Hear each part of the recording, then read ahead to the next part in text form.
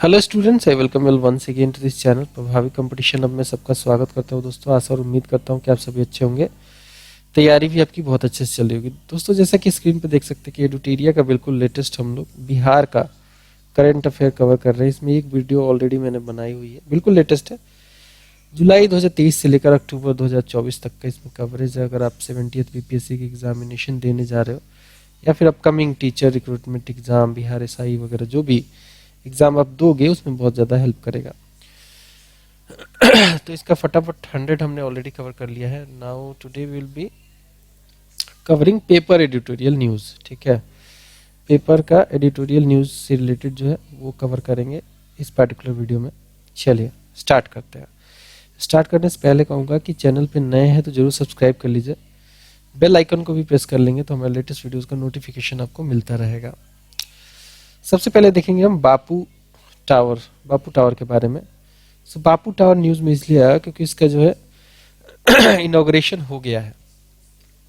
इसको इनॉग्रेट किया हमारे चीफ मिनिस्टर श्री नीतीश कुमार ने।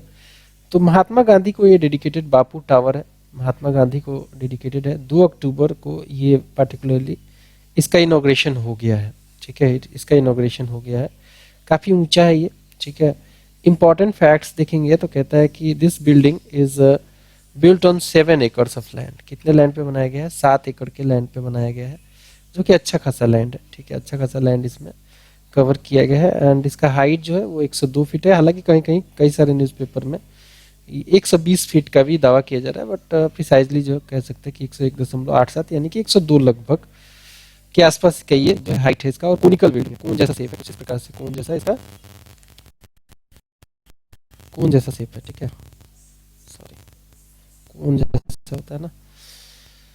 एंड इसमें रेक्टेंगुलर बिल्डिंग भी है, कोन भी है, रेक्टेंगुलर बिल्डिंग भी है। टोटल इस पे खर्चा कितना किया गया इसको बनाने में? 130 करोड़। ठीक है, टोटल एक्सपेंडिचर जो हुआ है वो 130 करोड़ का हुआ है। This has been spent on the construction. ठीक है, कंस्ट्रक्शन पे कितना खर्चा किया गया? 120 crore, 130 crore. Here the historical events related to Bapu biography.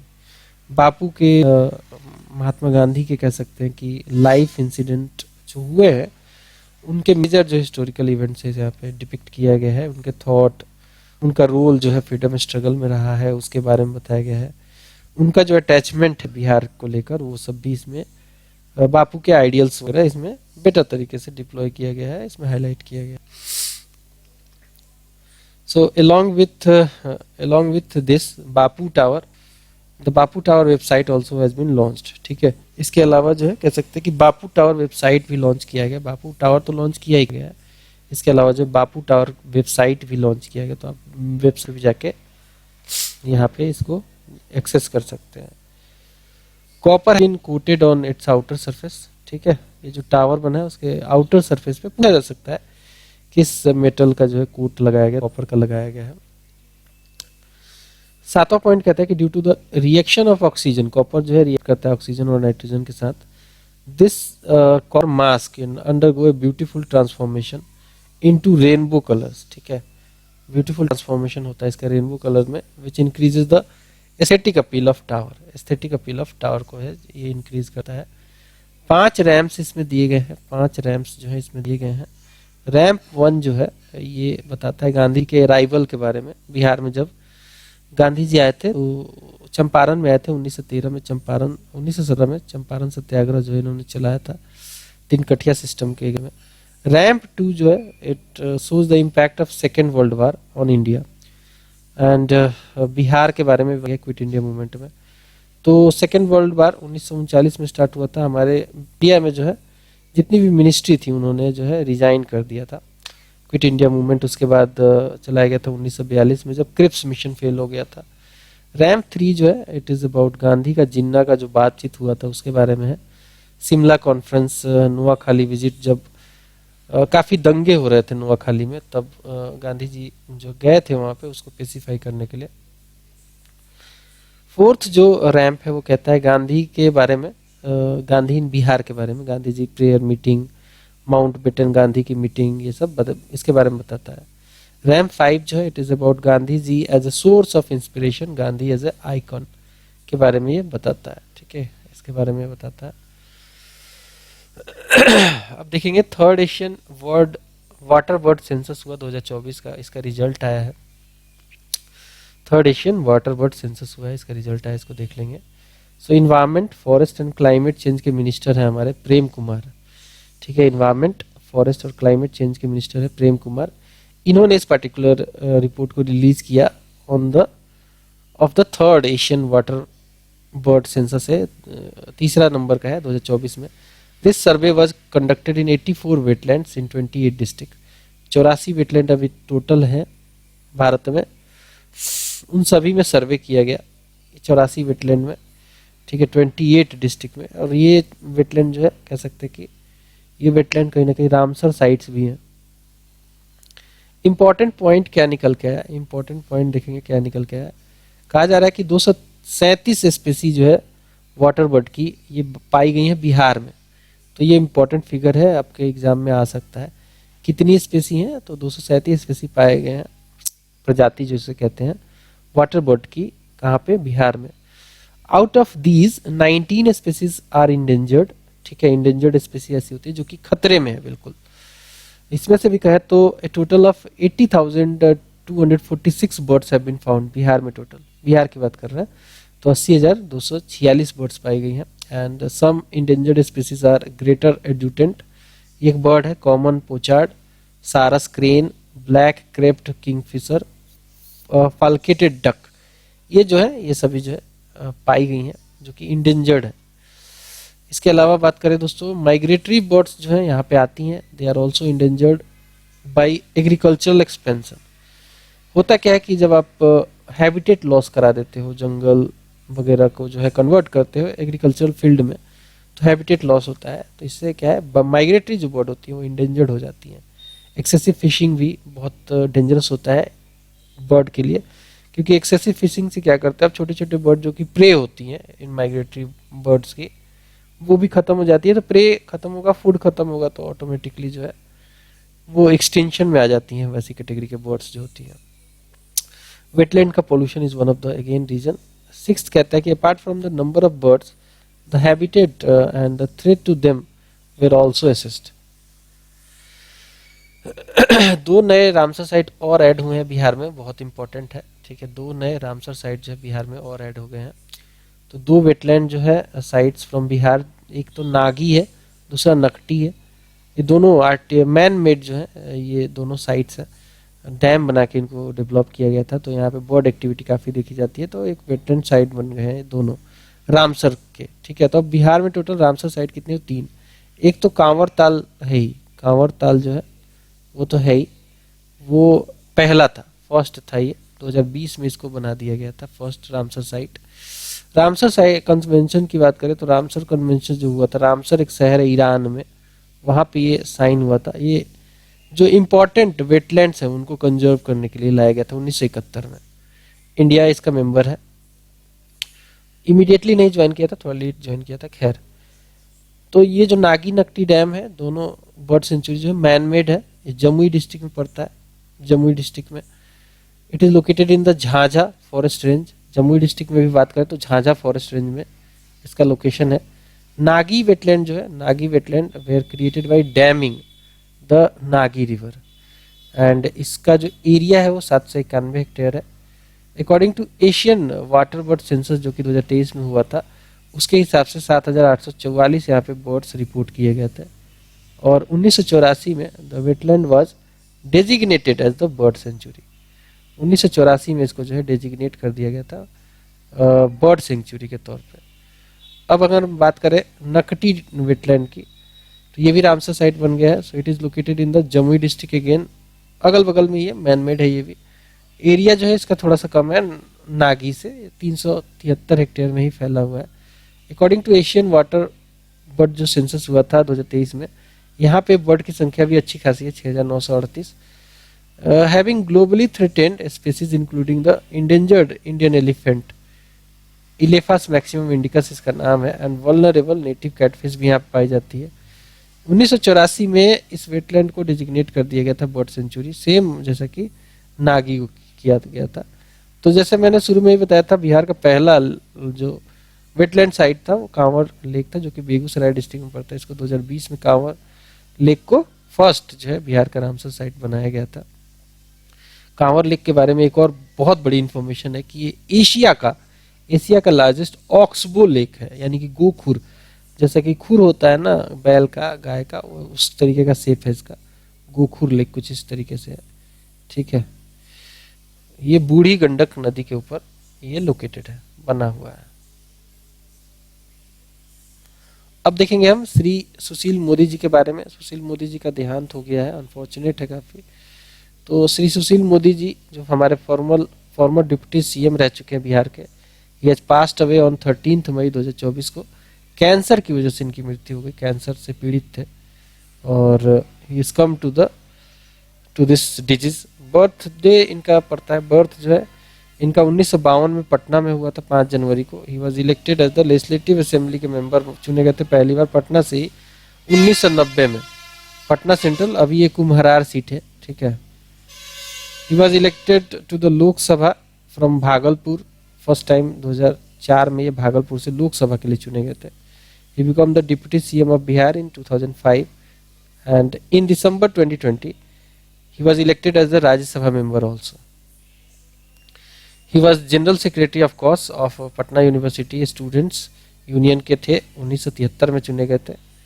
Patna university के स्टूडेंट यूनियन के जनरल सेक्रेटरी चुने गए थे। उस समय जो लालू जी के साथ ही थे ये, ठीक है। At that time students union president थे श्री लालू प्रसाद यादव, ठीक है।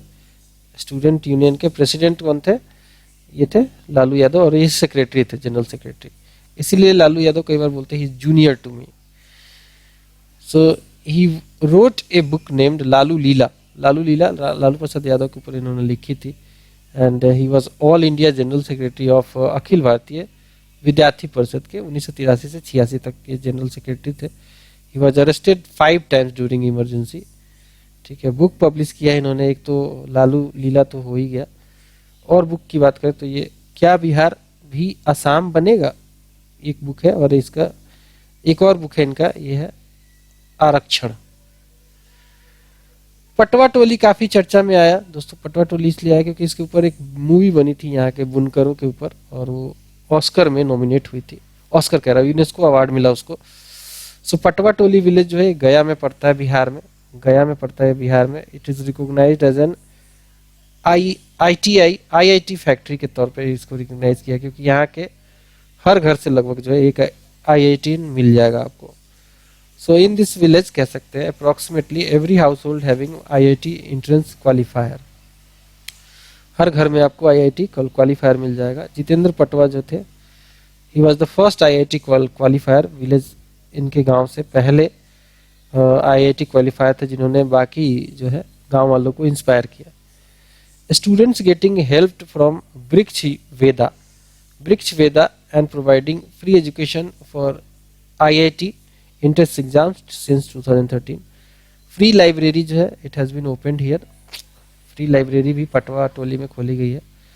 Documentary film weavers of hope जो है, एक फिल्म बनी है वीवर्स ऑफ पटवा टोली के ऊपर। इसने जो है यूनेस्को अवार्ड जीत लिया था। फिल्म को डायरेक्ट किया था किसने? सिंजन चटर्जी ने, with the help from students and university of South Bihar. Patwa Toli के बाद देखेंगे दोस्तों, ये है अगला the public examination prevention of unfair means. इसमें पनिशमेंट का प्रावधान किया है बिहार सरकार ने कि पब्लिक एग्जामिनेशन में कोई अगर अनफेयर मीन्स करता हुआ, चीटिंग करता हुआ पकड़ा गया तो उसको सजा मिलेगी। So this has been implemented and all offences under this act shall be cognizable. उस पर काफी संज्ञान लिया जाएगा, नॉन वेलेबल होगा और नॉन कंपाउंडेबल भी होगा। Any person or persons resorting to unfair means and offences will be imprisoned। कितने साल की सजा होगी? 3 से 5 साल की सजा होगी। फाइन जो है 10 लाख तक हो सकता है। अच्छा, जो डायरेक्टर होगा सीनियर मैनेजमेंट का या फिर कोई पर्सन जो कि इंचार्ज है सर्विस प्रोवाइडर का, shall be liable for imprisonment for 3 to 10 years and 1 crore का फाइन होगा। मतलब कि कोई बंदा एग्जाम कंडक्ट करा रहा है किसी सेंटर पे, वो अगर इन्वॉल्व हुआ पाया गया तो उस पर 1 करोड़ का फाइन लगाया जा सकता है। फॉर ऑर्गेनाइज्ड क्राइम जो है, इफ ए पर्सन और group of persons including examination authority और सर्विस प्रोवाइडर जो है और any other institution commits an organized crime shall be punished with imprisonment of 5 to 10 years. 5 से 10 साल की सजा हो सकती है, 1 करोड़ का इस पे जुर्माना लगाया जा सकता है. सो अगर कोई इफ यहाँ पे इफ आएगा, if an institution is involve in committing an organised crime, तो उसकी प्रॉपर्टी को भी जो है अटैच कर किया जा सकता है, फोरफेट किया जा सकता है. ठीक है, अपना जो है जो एग्जामिनेशन का खर्चा लगाया गया उसको रिकवर करने के लिए, क्योंकि चीटिंग हो गई तो फिर अनफेयर मींस की वजह से एग्जाम कैंसिल हो जाता है. An officer not below the rank of deputy superintendent, जो अब पुलिस होता है, he shall investigate any offence. ठीक है, फिर देखते हैं बिहार फिल्म प्रमोशन पॉलिसी आई है. बिहार फिल्म प्रमोशन पॉलिसी आई है. In fact Bihar film promotion policy आई है 2024 की. And its main objective is to make Bihar a major destination for film. Film shooting का मेजर डेस्टिनेशन बनाया जाना है बिहार को, and film production, and to promote the development of state by creating an environment for inclusive growth of film industry in the state. ठीक है, film industry के promotion के लिए लाया गया कि आप कोई फिल्म बनाओगे तो उस पर इंसेंटिव दिया जाएगा, ग्रांट दिया जाएगा. So to provide a single point interface for film makers, ये लाया गया है. ग्रांट का प्रावधान है for shooting the first film.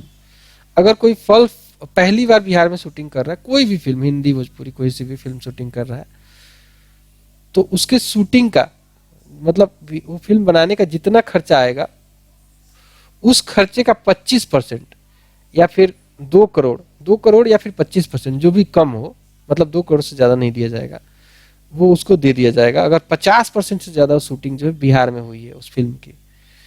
दूसरी कंडीशन ये है कि अगर 75% से ज्यादा हुई है, ठीक है, 75% से ज्यादा शूटिंग हुई है बिहार में उस फिल्म की, तो 2.5 करोड़ या फिर 25% जो भी है लेस जो हो वो अमाउंट उसको दिया जाएगा टोटल खर्चे का. अगर कोई शूटिंग हो रही है दूसरे फिल्म की, अनदर फिल्म की, मतलब पहले फिल्म के बाद अब एक और फिल्म की शूटिंग कर रहा है वही डायरेक्टर, तो अगर वो शूटिंग करने का जो है 100 दिन है, तो मान लो कि 50 दिन जो है 50% एटलीस्ट, अगर मिनिमम 50% अगर वो शूट करता है बिहार में, मिनिमम 50%, तो उसको जो है 2.75 करोड़ या फिर 25% उसका लागत का मिल जाएगा, जो भी कम हो. या फिर अगर वो 75% से ज्यादा शूटिंग बिहार में किया है दूसरी फिल्म का, अपने अनदर फिल्म का, तो 3 करोड़ या फिर 25%, जो भी कम हो वो पैसा उसको दे दिया जाएगा. अगर वो तीसरी फिल्म शूट कर रहा है, ठीक है, कोई डायरेक्टर है, जो भी है, प्रोडक्शन हाउस है, तीसरी शूटिंग कर रहा है फिल्म की, तो उसको अगर 50% से ज्यादा उसने बिहार में शूटिंग करी है, तो उसको 3.5 करोड़ या फिर 25%, जो भी कम है, उसको दे दिया जाएगा. अगर वो 75% से ज्यादा शूटिंग करता है बिहार में, तो उसको 4 करोड़ या फिर 25%, जो भी कम अमाउंट हो, वो दिया जाएगा. अच्छा, maximum 50% for Bhojpuri, Maithili, Magahi, Angika and Bajjika etcetera produce in Bihar, and maximum 25% जो होगा वो इंग्लिश एंड हिंदी के लिए दिया जाएगा. मतलब भोजपुरी, मैथिली, मगही, अंगिका की भाषा की फिल्मों के लिए ज्यादा जो है इसमें ग्रांट दिया जा रहा है, 50% के आसपास, और बाकी हिंदी और इंग्लिश के लिए 25%. अब अगर हम बात करें subsidy for TV serial and shows के लिए, तो इसमें भी प्रमोशन की आके लोग जो बिहार में टीवी का सीरियल शूट करे, उसके लिए भी इसमें ग्रांट का है प्रावधान. जैसे 50 लाख रुपए दिए जाएंगे या फिर 25%, जो भी टोटल कॉस्ट ऑफ प्रोडक्शन हो उस पर्टिकुलर टीवी सीरियल का, वो मिल जाएगा उस पर्टिकुलर प्रोडक्शन हाउस को. या फिर अगर कह सकते हैं कि 1 करोड़ भी मिल सकता है, 25% टोटल प्रोडक्शन कॉस्ट का, अगर मिनिमम जो है वो 90 दिन तक बिहार में शूटिंग किया है, तब उसको ये मिल सकता है.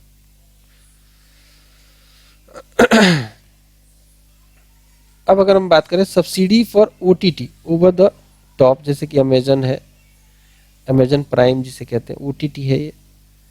इसके अलावा जो है कह सकते हैं डिज्नी हॉटस्टार है, नेटफ्लिक्स है. अगर ओटीटी वाले शूटिंग कर रहे हैं तो उनको भी सब्सिडी दी जाएगी अप टू 2 करोड़ या फिर 25% of the production cost plus A minimum of 50% of the total shooting days और 30 days of shoot in the state. 3 crore दिया जाएगा. 70% शूट हुआ है बिहार में और मिनिमम जो है 60 दिन अगर शूटिंग हुई है तो। Bihar state film awards will also be given in every year, ठीक है, हर साल बिहार फिल्म अवार्ड भी स्टेट का अपना दिया जाएगा, ताकि लोग जो है प्रोडक्शन करने आए बिहार में, इंटरेस्ट जगाया जाएगा उनके अंदर। एडिशनल ग्रांट दिया जाएगा, this will be given to provide work opportunities to local artist also, Bihar के आर्टिस्ट को। अब आया है बिहार लघु उद्यमी योजना के बारे में। बिहार लघु उद्यमी योजना के बारे में देखेंगे। सो क्यों चर्चा में आया, क्योंकि इसको आईपीआरडी बिहार में छापा गया था। खैर, according to the caste based census जो हुआ है रिसेंटली, मोर देन 94 लाख जो फैमिलीज हैं, फैमिलीज की बात कर रहे हैं, 94 लाख फैमिलीज ऐसी हैं बिहार में, they have been found to be economically poor, ठीक है, सोशली पुअर होना हो, इकोनॉमिकली पुअर है। Therefore this scheme has been brought with the aim to of reducing unemployment in the state, ठीक है। अब 94 लाख फैमिली ऐसी है जहाँ पे इकोनॉमिकली पुअर है, तो उनको अगर एम्प्लॉय कर दिया जाए तो डेफिनेटली उनकी गरीबी दूर हो सकती है। इसको इनॉग्रेट किया था हमारे सीएम साहब ने, नीतीश कुमार ने, 5 फरवरी 2024 को। इंपॉर्टेंट पॉइंट्स इससे रिलेटेड अगर देखेंगे तो पहला कहता है कि to start the scheme a provision of 250 crore has been made in the financial year 2023-2024।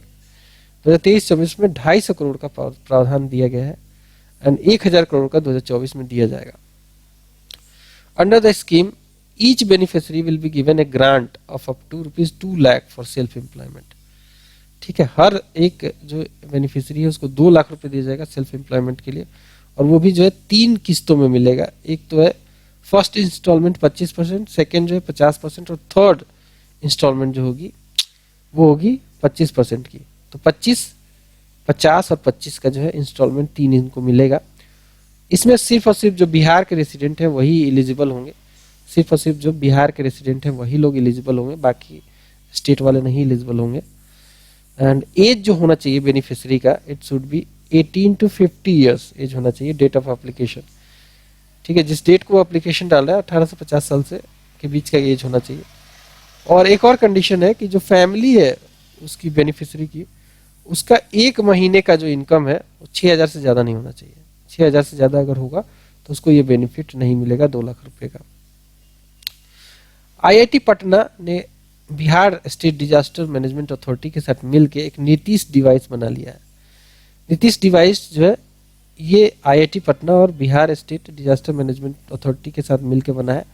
Salient feature क्या है इस नीतीश डिवाइस का, तो it is the pendant shaped device, मतलब गले में पहनने वाला ये डिवाइस है, that will sound alert to users through voice messages. किन किन चीजों का साउंड अलर्ट देगा, तो अगर लाइटनिंग हो रही है, फार्मर्स को बताएगा कि अगर लाइटनिंग होने वाली है, हीट वेव्स होने वाले हैं, तो फार्मर्स जो है हीट वेव से कई बार जो चक्कर खा के गिर जाते हैं, कोल्ड वेव से भी मरते हैं लोग, अर्थक्वेक या सुनामी, ऐसी कुछ चीज होने वाली है, तो एडवांस में जो है ये सिग्नल देने लग जाएगा, वार्निंग देने लग जाएगा। सो कह सकते हैं कि it will send sound alert to users before happening of any incident, होने से पहले बताने लग जाएगा। The device will sound alert को 3 तरीके से साउंड करेगा। एक तो ये वॉइस मैसेज भेजेगा पहला तरीका। दूसरा तरीका है इसका कलर चेंज हो जाएगा, ग्रीन टू रेड हो जाएगा ये। तीसरा जो तरीका जो ये उस तरीके से देगा वो है device will keep warning till user switches it of, तब तक वार्न करता रहेगा जब तक कि स्विच जो यूजर है उसको स्विच ऑफ ना कर दे। This device will get charge from the body heat, तो इसके लिए कोई बैटरी नहीं चाहिए, बॉडी के हीट से ही चार्ज हो जाएगा। फिर आता है दोस्तों बिहार इलेक्ट्रिक व्हीकल पॉलिसी आया है 2023 का। बिहार इलेक्ट्रिक व्हीकल पॉलिसी आया 2023 का। Looking at the eco technological enthusiastic adoption of electric vehicle by resident of Bihar. काफी लोग जो है बिहार के रेसिडेंट ऐसे हैं जो कि इलेक्ट्रिक व्हीकल खरीद रहे हैं, तो गवर्नमेंट ने, बिहार की सरकार ने इस पॉलिसी को लाया है, बिहार इलेक्ट्रिक व्हीकल पॉलिसी कह रहे हैं इसको, ताकि इलेक्ट्रिक व्हीकल के इकोसिस्टम को प्रमोट किया जा सके, ईवी चार्जिंग स्टेशन भी बनाया जा सके।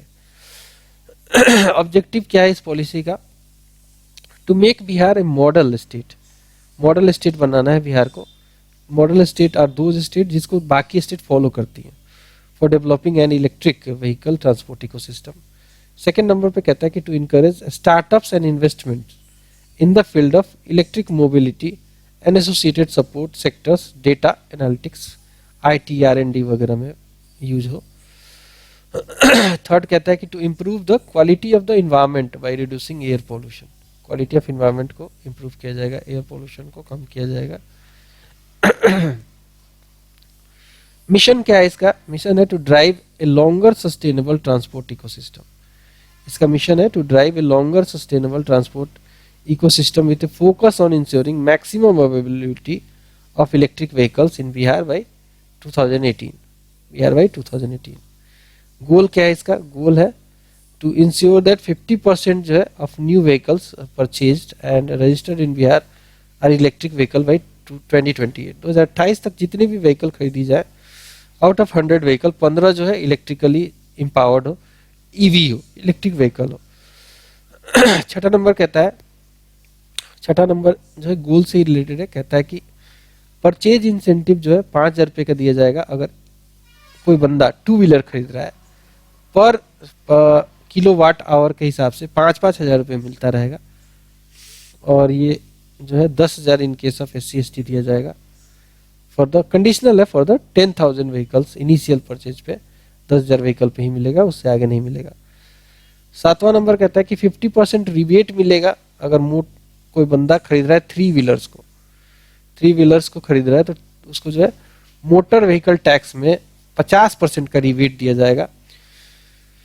ठीक है।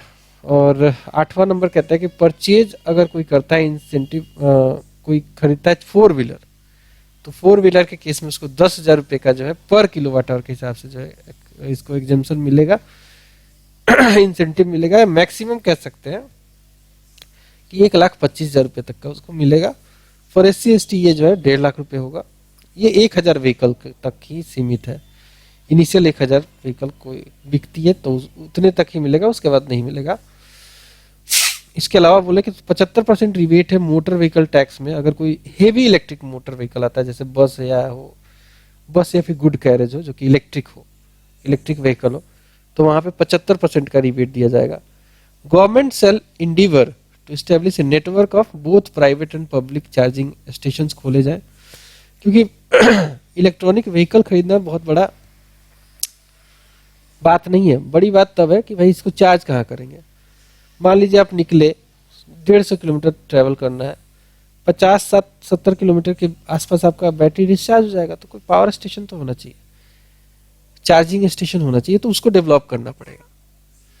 ठीक है। So government shall endeavour to establish a network of both private and public charging stations across the state. incentives for all types of charging stations will be payable for 3 years। कितने साल के लिए? 3 साल के लिए। फिर आता है दोस्तों Bihar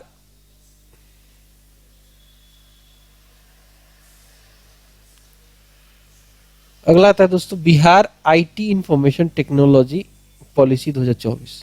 Bihar IT information technology policy 2024 के बारे में देखेंगे। तो Bihar government has formulated this policy, Bihar IT policy 2024 Bihar सरकार ने फॉर्मुलेट किया है एज ए ब्लूप्रिंट। इसको फॉर्मुलेट किया गया for future development of IT, blueprint के तौर पे future development of IT and electronic sector के लिए लाया गया है। It will remain applicable for next 5 years. कितने सालों के लिए? 5 सालों के लिए अप्लीकेबल रहेगा। प्रोविजन देखेंगे इस पॉलिसी के प्रोविजंस के बारे में। सो द एलिजिबल IT या फिर ITES या ESDM यूनिट जो होगी with minimum fixed capital investment जो 5 करोड़ करेगा रुपया, मैक्सिमम 30 करोड़ हो सकता है, shall be entitle for one time capex support. 30% का इसको कैपेक्स सपोर्ट किया जाएगा अगर ऐसा कोई सेटअप कर रहा है। रेट ऑफ इंटरेस्ट जो होगा for interest subvention will be 10% और actual rate of interest on term loan which ever is lower. Third जो इसमें फायदा है that is the overall limit of this subvention will be 50 और 40% which ever is lower. Power tariff subsidy जो होगी 25% की दी जाएगी of the energy. This will B for a period of how many years, 5 years. And the government will also provide 100% reimbursement on account of employers' contribution towards EPF and ESI subject to maximum of 5,000 rupees per employee per month for the period of 5 years. Tailor made package जो होगा of incentive, this will be provided for mega enterprises who invest more than 100 crore. 100 crore से ज़्यादा कोई पैसा invest करता है तो definitely उसको जो है टेलर मेड पैकेज इंसेंटिव दिया जाएगा. Investment of more than 30 crore rupee will be approved by cabinet only. Bihar cabinet approve करेगा इसको. अब देखिए अगला पॉइंट जो है वो है Bihar control of crime act 2024 का है. Bihar control of crime act 2024. So the act will replace the Bihar control of crime act जो कि पुराना वाला था 1981 का, इसको ये रिप्लेस कर देगा. This act has special provision for the control of anti social element. इसमें बताया जाएगा कि कौन होंगे एंटी सोशल एलिमेंट बिहार में. This act will broadly define as who can be called as a anti social person. बताया गया है, डिफिनेशन बताया जाएगा इसमें.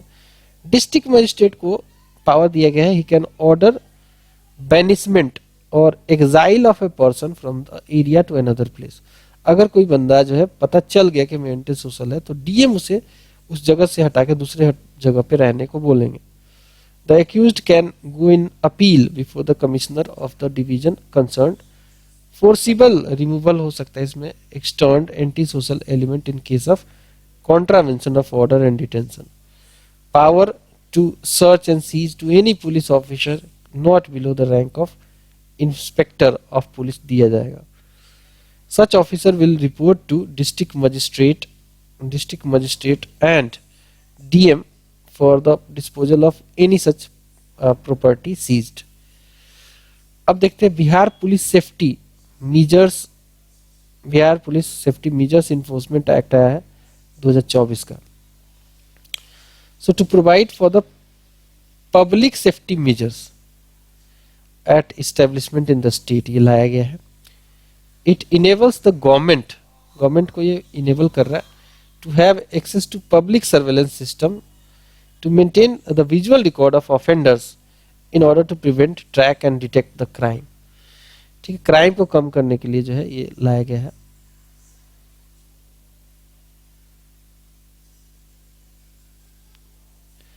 To improve preventive policing as a safeguard against security threats including terrorist attacks के लिए लाया गया है. The state government shall constitute the public safety committee for one or more areas. Public safety committee जो है this may levy a penalty to owner or manager of the persons who are not complying with the guidelines. For the first month of default ये 10,000 रुपये देना पड़ सकता है. For the subsequent month of default 25,000 रुपये per month charge लगाया जा सकता है. अब आता है दोस्तों बिहार न्यू टूरिज्म पॉलिसी 2024 की. बिहार न्यू टूरिज्म पॉलिसी आई है 2024 में आई है. So the objective of this policy is to create world class tourism infrastructure जो है बिहार में डेवलप किया जाए. इसकी क्या जो है ऑब्जेक्टिव है कि भाई वर्ल्ड क्लास की जो है टूरिज्म के फील्ड की इंफ्रास्ट्रक्चर बिहार में डेवलप कर दी जाए. इसके लिए जो की प्रोविजन है उसमें 30% ग्रांट जो होगा इन्वेस्टमेंट पे दिया जाएगा up to 10 crore. Maximum limit जो होगा 3 करोड़ का होगा. मान लीजिए कि कोई बंदा 10 करोड़ रुपए लगा रहा है बिहार के टूरिज्म के इंफ्रास्ट्रक्चर में, तो उसको 30% यानी कि 10 करोड़ का 30% 3 करोड़ मैक्सिमम जो है उसको ग्रांट दिया जाएगा. अगर कोई बंदा इन्वेस्ट कर रहा है अप टू ₹50 करोड़ तो उसको मैक्सिमम 10 करोड़ का जो है उसको ग्रांट दिया जाएगा. 50 करोड़ का अगर 25% निकालोगे तो कितना आएगा? वैसे तो 12.5 करोड़ आएगा, लेकिन मैक्सिमम लिमिट जो है 10 करोड़ की है. फिर कहता है कि अगर कोई बंदा इन्वेस्टमेंट करता है 50 करोड़ से भी ज्यादा तो उसको मैक्सिमम 25 करोड़ का इंसेंटिव, उसके इंसेंटिव कह रहा हूँ, ग्रांट जो है उसके इन्वेस्टमेंट पे दिया जाएगा मैक्सिमम 25 करोड़ का. ठीक है, तो अगर हम 50 करोड़ ही मान ले कि किसी बंदे ने 50 नहीं, लेट्स से कि 100 करोड़ किसी बंदे ने इन्वेस्ट किया, तो 25% 100 करोड़ का कितना होगा? ये हो जाएगा 25 करोड़। ठीक है, अगर मान लो किसी बंदे ने कह सकते हैं कि 70 करोड़ इन्वेस्ट किया है तो उसका 25%। Financial grant can also be available on investment of minimum 75 lakh to develop talented workforce through skill training, ये लाया गया है। Provision has also been made to give grant for providing employment to listed hotels, resorts, tour operators and tourist guides को भी जो है इसमें grant दिया जाएगा एम्प्लॉयमेंट के लिए उनके।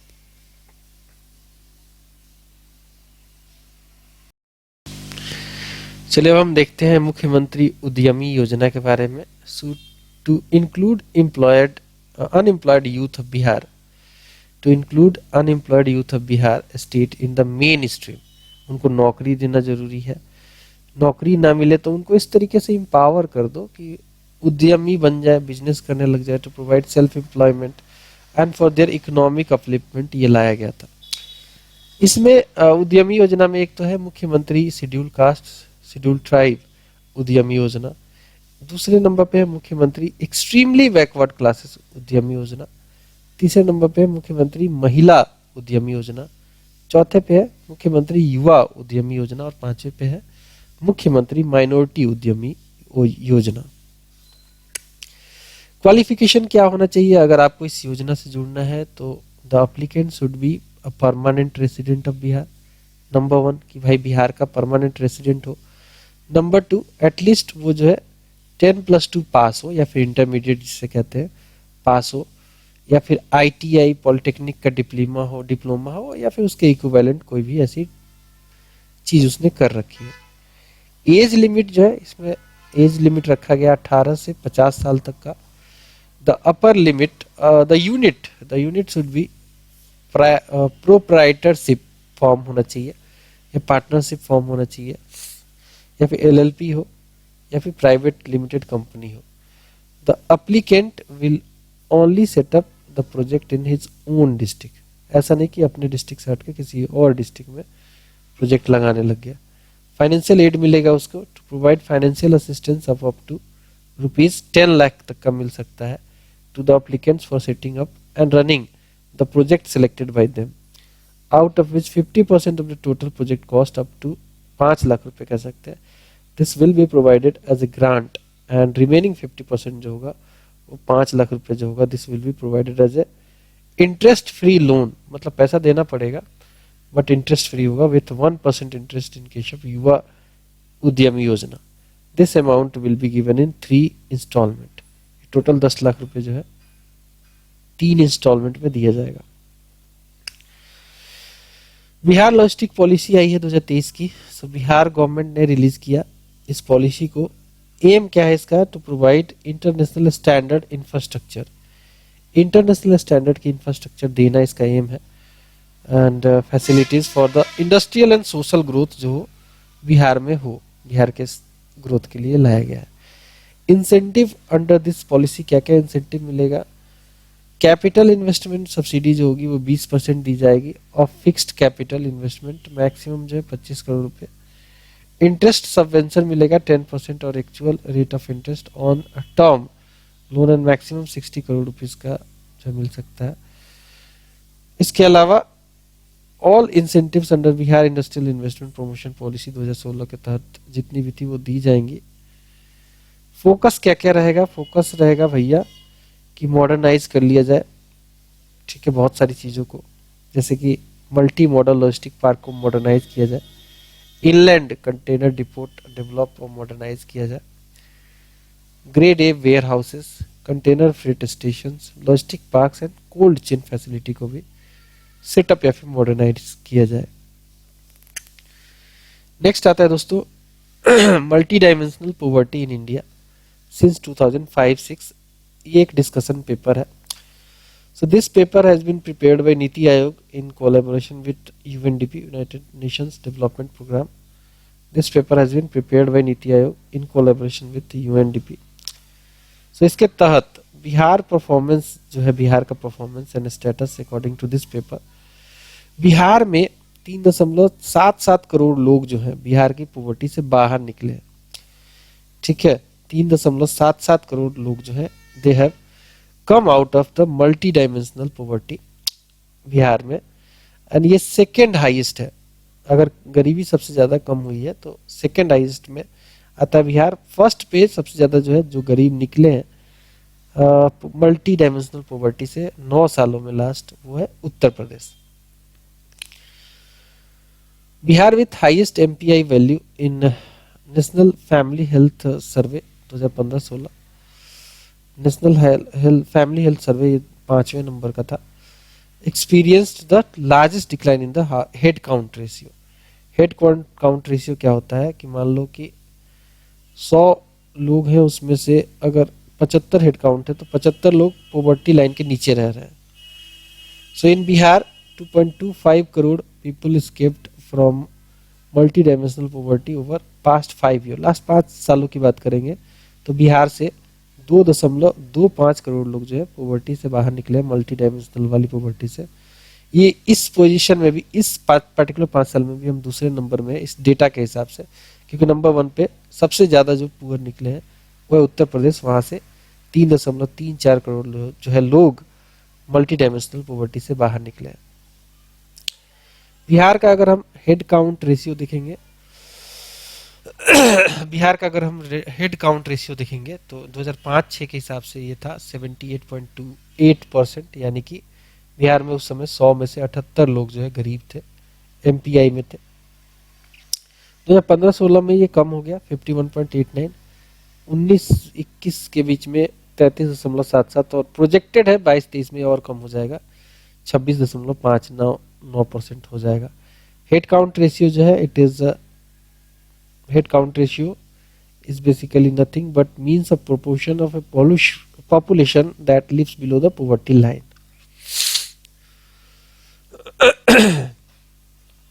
सेम ही अगला जो है वो सेम ही रिलेटेड ही कह सकते हैं कि न्यूज है। नेशनल मल्टी डायमेंशनल रिपोर्ट आया, पॉवर्टी रिपोर्ट आया 2023 में, नीति आयोग ने इसको जारी किया था। सो NITI Aayog release the second edition. कौन सा था ये? दूसरा एडिशन था, second edition of the national multi dimensional poverty index जुलाई 2023 में इन्होंने जो है जारी किया। This report has been prepared by on the basis of national family health survey 5वें नंबर का जो था, ठीक है, 2019-21। अकॉर्डिंग टू रिपोर्ट, इस रिपोर्ट की देखें जो कि रिलीज किया नीति आयोग ने ऑन मल्टी डायमेंशनल पॉवर्टी के ऊपर, बिहार से 3.77 करोड़ लोग जो है मल्टी डायमेंशनल पॉवर्टी से बाहर निकले हैं। ये विगत 9 सालों में हुआ है, यानी कि 2013-14 के साल से लेकर 2022-23 के बीच में, यानी कि 9 सालों में 3.77 करोड़ जो लोग हैं वो मल्टी डायमेंशनल पॉवर्टी से बाहर निकले हैं। इन द ईयर 2023-2024 जो परसेंटेज ऑफ पुअर था पॉपुलेशन बिहार में वो 56.34% था, जो कि एक्सपेक्टेड है कि 2022-23 में कम होकर 26.59% हो जाएगा। After Uttar Pradesh, Bihar, Madhya Pradesh and Rajasthan जो है मैक्सिमम रिडक्शन पे आते हैं, ठीक है। सबसे नंबर 1 पे रिडक्शन जो हुआ है उत्तर प्रदेश का, नंबर 2 पे सबसे ज्यादा रिडक्शन हुआ है बिहार का, नंबर 3 पे है मध्य प्रदेश, नंबर 4 पे राजस्थान है। Poverty has reduced fastest in east Champaran. अगर जिले में ही देखेंगे बिहार के जिलों में तो सबसे ज्यादा रिड्यूस हुआ है पॉवर्टी, वो ईस्ट चंपारण में है। दूसरे नंबर पे जहां सबसे ज्यादा पॉवर्टी रिड्यूस हुआ है वो है शिवहर, बिहार में। नेक्स्ट देख लेंगे स्वच्छ वायु सर्वेक्षण 2024 आया है। स्वच्छ वायु सर्वेक्षण 2024 आया है। ये एक इनिशिएटिव है, इस पर्टिकुलर सर्वेक्षण को जारी करने का ministry of environment, forest and climate change का। ये एक इनिशिएटिव है ministry of environment, forest and climate change का। टॉप 3 जो इसमें परफॉर्मिंग सिटीज है जिनको अवार्ड मिला है कैश का, ठीक है, और ट्रॉफी भी दिया गया है, प्राइज भी मिला है, एंड दे वर अवार्डेड 7 सितंबर each year in celebration of the international day of the air for clean air for blue skies के लिए। इसमें कैटेगरी 1 जो है वो पॉपुलेशन वैसी सिटीज है इसमें जिनमें 10 लाख से ज्यादा आबादी है। इसमें ओवरऑल कह सकते हैं, ओवरऑल जो टोटल कंट्री में पटना सिटी जो है 10वें नंबर पे था 176 स्कोर के साथ। और अगर हम बात करें पॉपुलेशन 3 से 10 लाख वाली जो सिटीज है उसमें इंडिया में नंबर 8 पे था गया विथ स्कोर ऑफ 185.5, और मुजफ्फरपुर 32 नंबर पे था इंडिया में 147.4। वैसे सिटी जिनकी जो है कह सकते हैं कि 3 लाख से कम आबादी है, पटना साहिब उसमें जो है 40वें नंबर पे था, लास्ट था ये, तो ये अच्छा परफॉर्मेंस नहीं है बिल्कुल भी।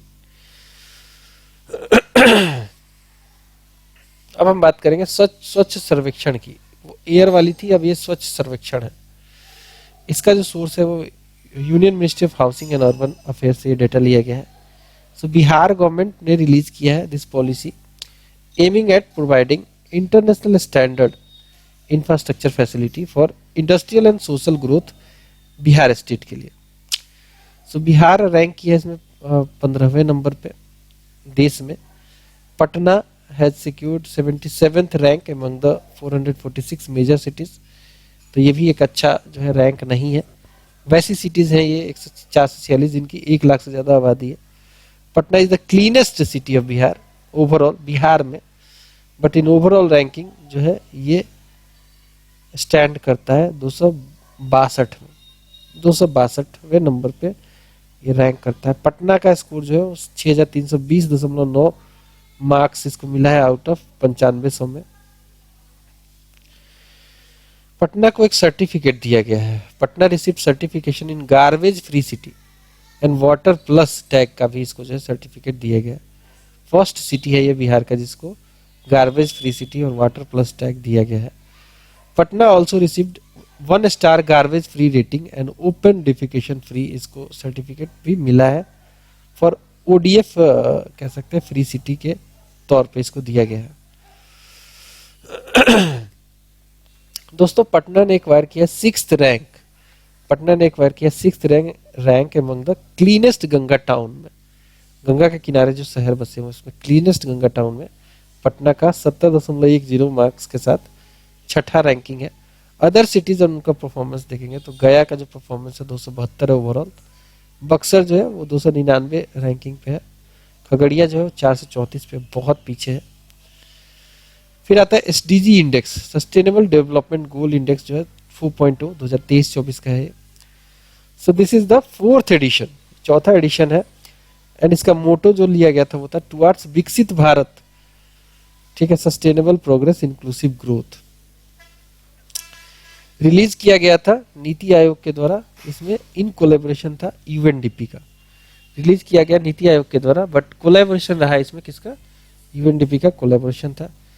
बिहार के परफॉर्मेंस की बात करेंगे इसमें ओवरऑल, तो बिहार जो था इसमें बॉटम पे था, वेरी बैड, एसडीजी में बॉटम पे था, टोटल स्कोर था 57, ठीक है, टोटल स्कोर था 57। झारखंड जो था वो दूसरे नंबर पे था, बॉटम से दूसरे पे था, सेकेंड लास्ट कह सकते हैं था झारखंड विथ स्कोर ऑफ 62। फिर भी ये बिहार से अच्छा स्कोर किया। बिहार स्कोर जो है, बिहार स्कोर इन 2020-2021 की बात करेंगे तो ये 52 जो था स्कोरिंग था बिहार का, तो अब थोड़ा सा इंप्रूवमेंट आया बट फिर भी बॉटम पे है। Bihar is categorised under the performer category, क्योंकि परफॉर्मर कैटेगरी वैसी कैटेगरी है जहां पे स्कोर जो होता है वो 50 से 64 के बीच का होता है। Bihar is at the last on sustainable development गोल 1 और 2 में, ये लास्ट पे है, 24 स्कोर मिला है मात्र।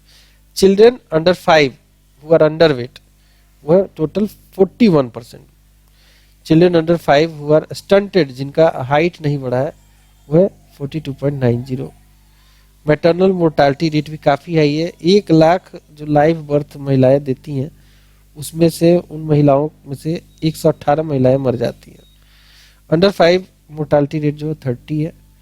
लाइफ एक्सपेक्टेंसी बिहार में ठीक ठाक है, 70 के आसपास है, 69.5 साल आम बंदा जीता है यहाँ पे। सेक्स रेशियो जो है बर्थ पे 908 है, आउट ऑफ ऊपर 1000 मेल जो है 908 महिलाएं जो है सेक्स रेशियो है बर्थ के समय में। अभी इंडिविजुअल हाउस होल्ड टॉयलेट्स जो है कंस्ट्रक्ट कर दिए गए हैं 100% हाउस होल्ड में। पॉपुलेशन कवर्ड अंडर आधार कार्ड, बिहार की जितनी आबादी है उनका 88.26% परसेंट लोगों के पास आधार कार्ड है, रजिस्टर्ड है वो। बिहार का जो है स्कोर सस्टेनेबल डेवलपमेंट गोल का 1, 2, 4, 5, 13 में 50 से भी नीचे है। तो ये कंसर्न की बात है, कंसर्न की बात है, मेजर कंसर्न है 50 से नीचे होना। अब आता है दोस्तों ग्रीन बजट। बिहार ने लाया है ग्रीन बजट, ठीक है। Bihar was the first state in India to initiate the process of green budget, जो कि 2020-21 में बिहार ने स्टार्ट किया था ग्रीन बजट करना, ठीक है। बिहार पहला स्टेट बना था जो कि ग्रीन बजट लेके आना शुरू किया था। सो बिहार हैज अबाउट 4526 वेटलैंड्स है बिहार में, जिनका एक्सटेंट देखेंगे एवरेज जो है 2.25 हेक्टेयर का सबका जो है साइज है average. Bihar constitutes a comprehensive forest cover also, ठीक है, 13,896 स्क्वायर किलोमीटर का, responding to 14.75% of its land area as per the forest survey of India. अगर हम बात करें फॉरेस्ट कार्बन प्राइमरली जो पाए जाते हैं सॉइल में, एंड डेड ट्री जो है, dead plant, they stood at 56.88 million tonnes in 2021। Soil organic carbon जो है बिहार में, it holds the maximum amount of carbon amounting for 63.1% of Bihar total forest carbon pool in 2021। The state annual ground water recharge की बात करेंगे तो वो है 33.96 billion cubic metre बारिश से रिचार्ज होता है, with 44.76% extraction rate during the 2023। Bihar state pollution control board जो है, it has signed memorandum of understanding United Nations Environment Programme के साथ साइन किया है, ताकि मेक किया जा सके स्टेट में कार्बन न्यूट्रल बिहार को बनाया जा सके 2070 तक। यूएनईपी इसमें मदद करेगा। जो Bihar state pollution control board है, ये मॉनिटर करता है एम्बिएंट एयर क्वालिटी को थ्रू इसके जो मॉनिटरिंग जो स्टेशन है, जिनको कहा जाता है continuous ambient air quality monitoring, 23 district में चल रही है बिहार के। ये 35 जो है ये सेंटर्स हैं। Bihar is the first state, Bihar is the first state in the country, Bihar is the first state in the country to monitor ambient air quality at the block level. हर ब्लॉक में जो है अपने जो है बिहार अपना एम्बिएंट एयर क्वालिटी को monitor करेगा using indigenous technology in collaboration with the IIT Kanpur. किसकी मदद ले रहा है? आईआईटी कानपुर की। Elephant rescue and rehabilitation centre, this has been established in the West Champaran district में ये ओपन किया गया है। अगर हम बात करें दोस्तों ग्रीन बजट 2024-25 के प्रोविजंस की, तो पहला आता है इसमें the total allocation for green budget, जो कि फाइनेंशियल ईयर 2024-25 की बात करें तो ये एस्टिमेटेड है 13,823.39 करोड़ का।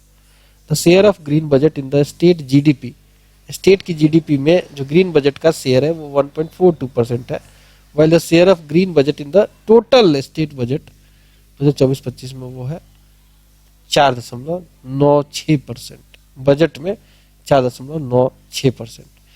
परफॉर्मेंस देखेंगे ग्रीन बजट का बिहार में, ठीक है, तो ए कैटेगरी है, ए कैटेगरी में फुली डेडिकेटेड जो है इसमें आते हैं 90 to 100%। इसमें नंबर ऑफ स्कीम्स की संख्या 90 है। इससे खर्चा बहुत ज्यादा हो रहा है, यानी कि 6,414 करोड़ का जो है इसमें ग्रीन बजट दिया गया है। बी कैटेगरी में आता है वेरी हाई सिग्निफिकेंस का जो है प्रोजेक्ट, जो स्कीम है 75 से 90% इसका जो है 22 इसमें टोटल स्कीम से 148.77 करोड़ रुपए खर्चा किया जाएगा। सी में आता है, सी कैटेगरी में हाई सिग्निफिकेंस वाला, जिसमें 50 से 75% है, 39 ऐसे स्कीम्स है और खर्चा कितना होगा 3759.62 करोड़ रुपए खर्च होंगे। डी कैटेगरी में आता है मीडियम सिग्निफिकेंस का 25 से 50% वाला, 49 टोटल इसमें जो है ऐसे प्रोजेक्ट है, 1987.99 करोड़ रुपए खर्चा होगा। ई में आता है लो सिग्निफिकेंस वाला 5 से 25%, टोटल 68 स्कीम है, 1267.95 करोड़ रुपए का खर्चा होगा। एफ में आता है मार्जिनल सिग्निफिकेंस वाला अप टू 5%, 13 इसमें स्कीम है, 144.98 करोड़ रुपए का खर्चा इसमें होगा। अगर हम बात करें स्टेट के द स्टेट ग्रीन बजट 2024 के, तो इसमें क्या क्या प्रायोरिटी किस तरीके से खर्चा होगा, तो ग्रीन इंफ्रास्ट्रक्चर पे टोटल इस पर्टिकुलर ग्रीन बजट का 24.65% पैसा जाएगा। नेचुरल रिसोर्स मैनेजमेंट पे टोटल जो है बिहार के ग्रीन बजट का पैसे का 19.24% जाएगा। और ग्रीन इकोनॉमी और इन्वायरमेंट पे टोटल बजट का इस पर्टिकुलर ग्रीन बजट के बजट की बात कर रहे हैं 14.83% पैसा जाएगा। सस्टेनेबल लैंड यूज पे जाएगा 14.03%। क्लाइमेट चेंज मिटिगेशन पे जाएगा 10.82%।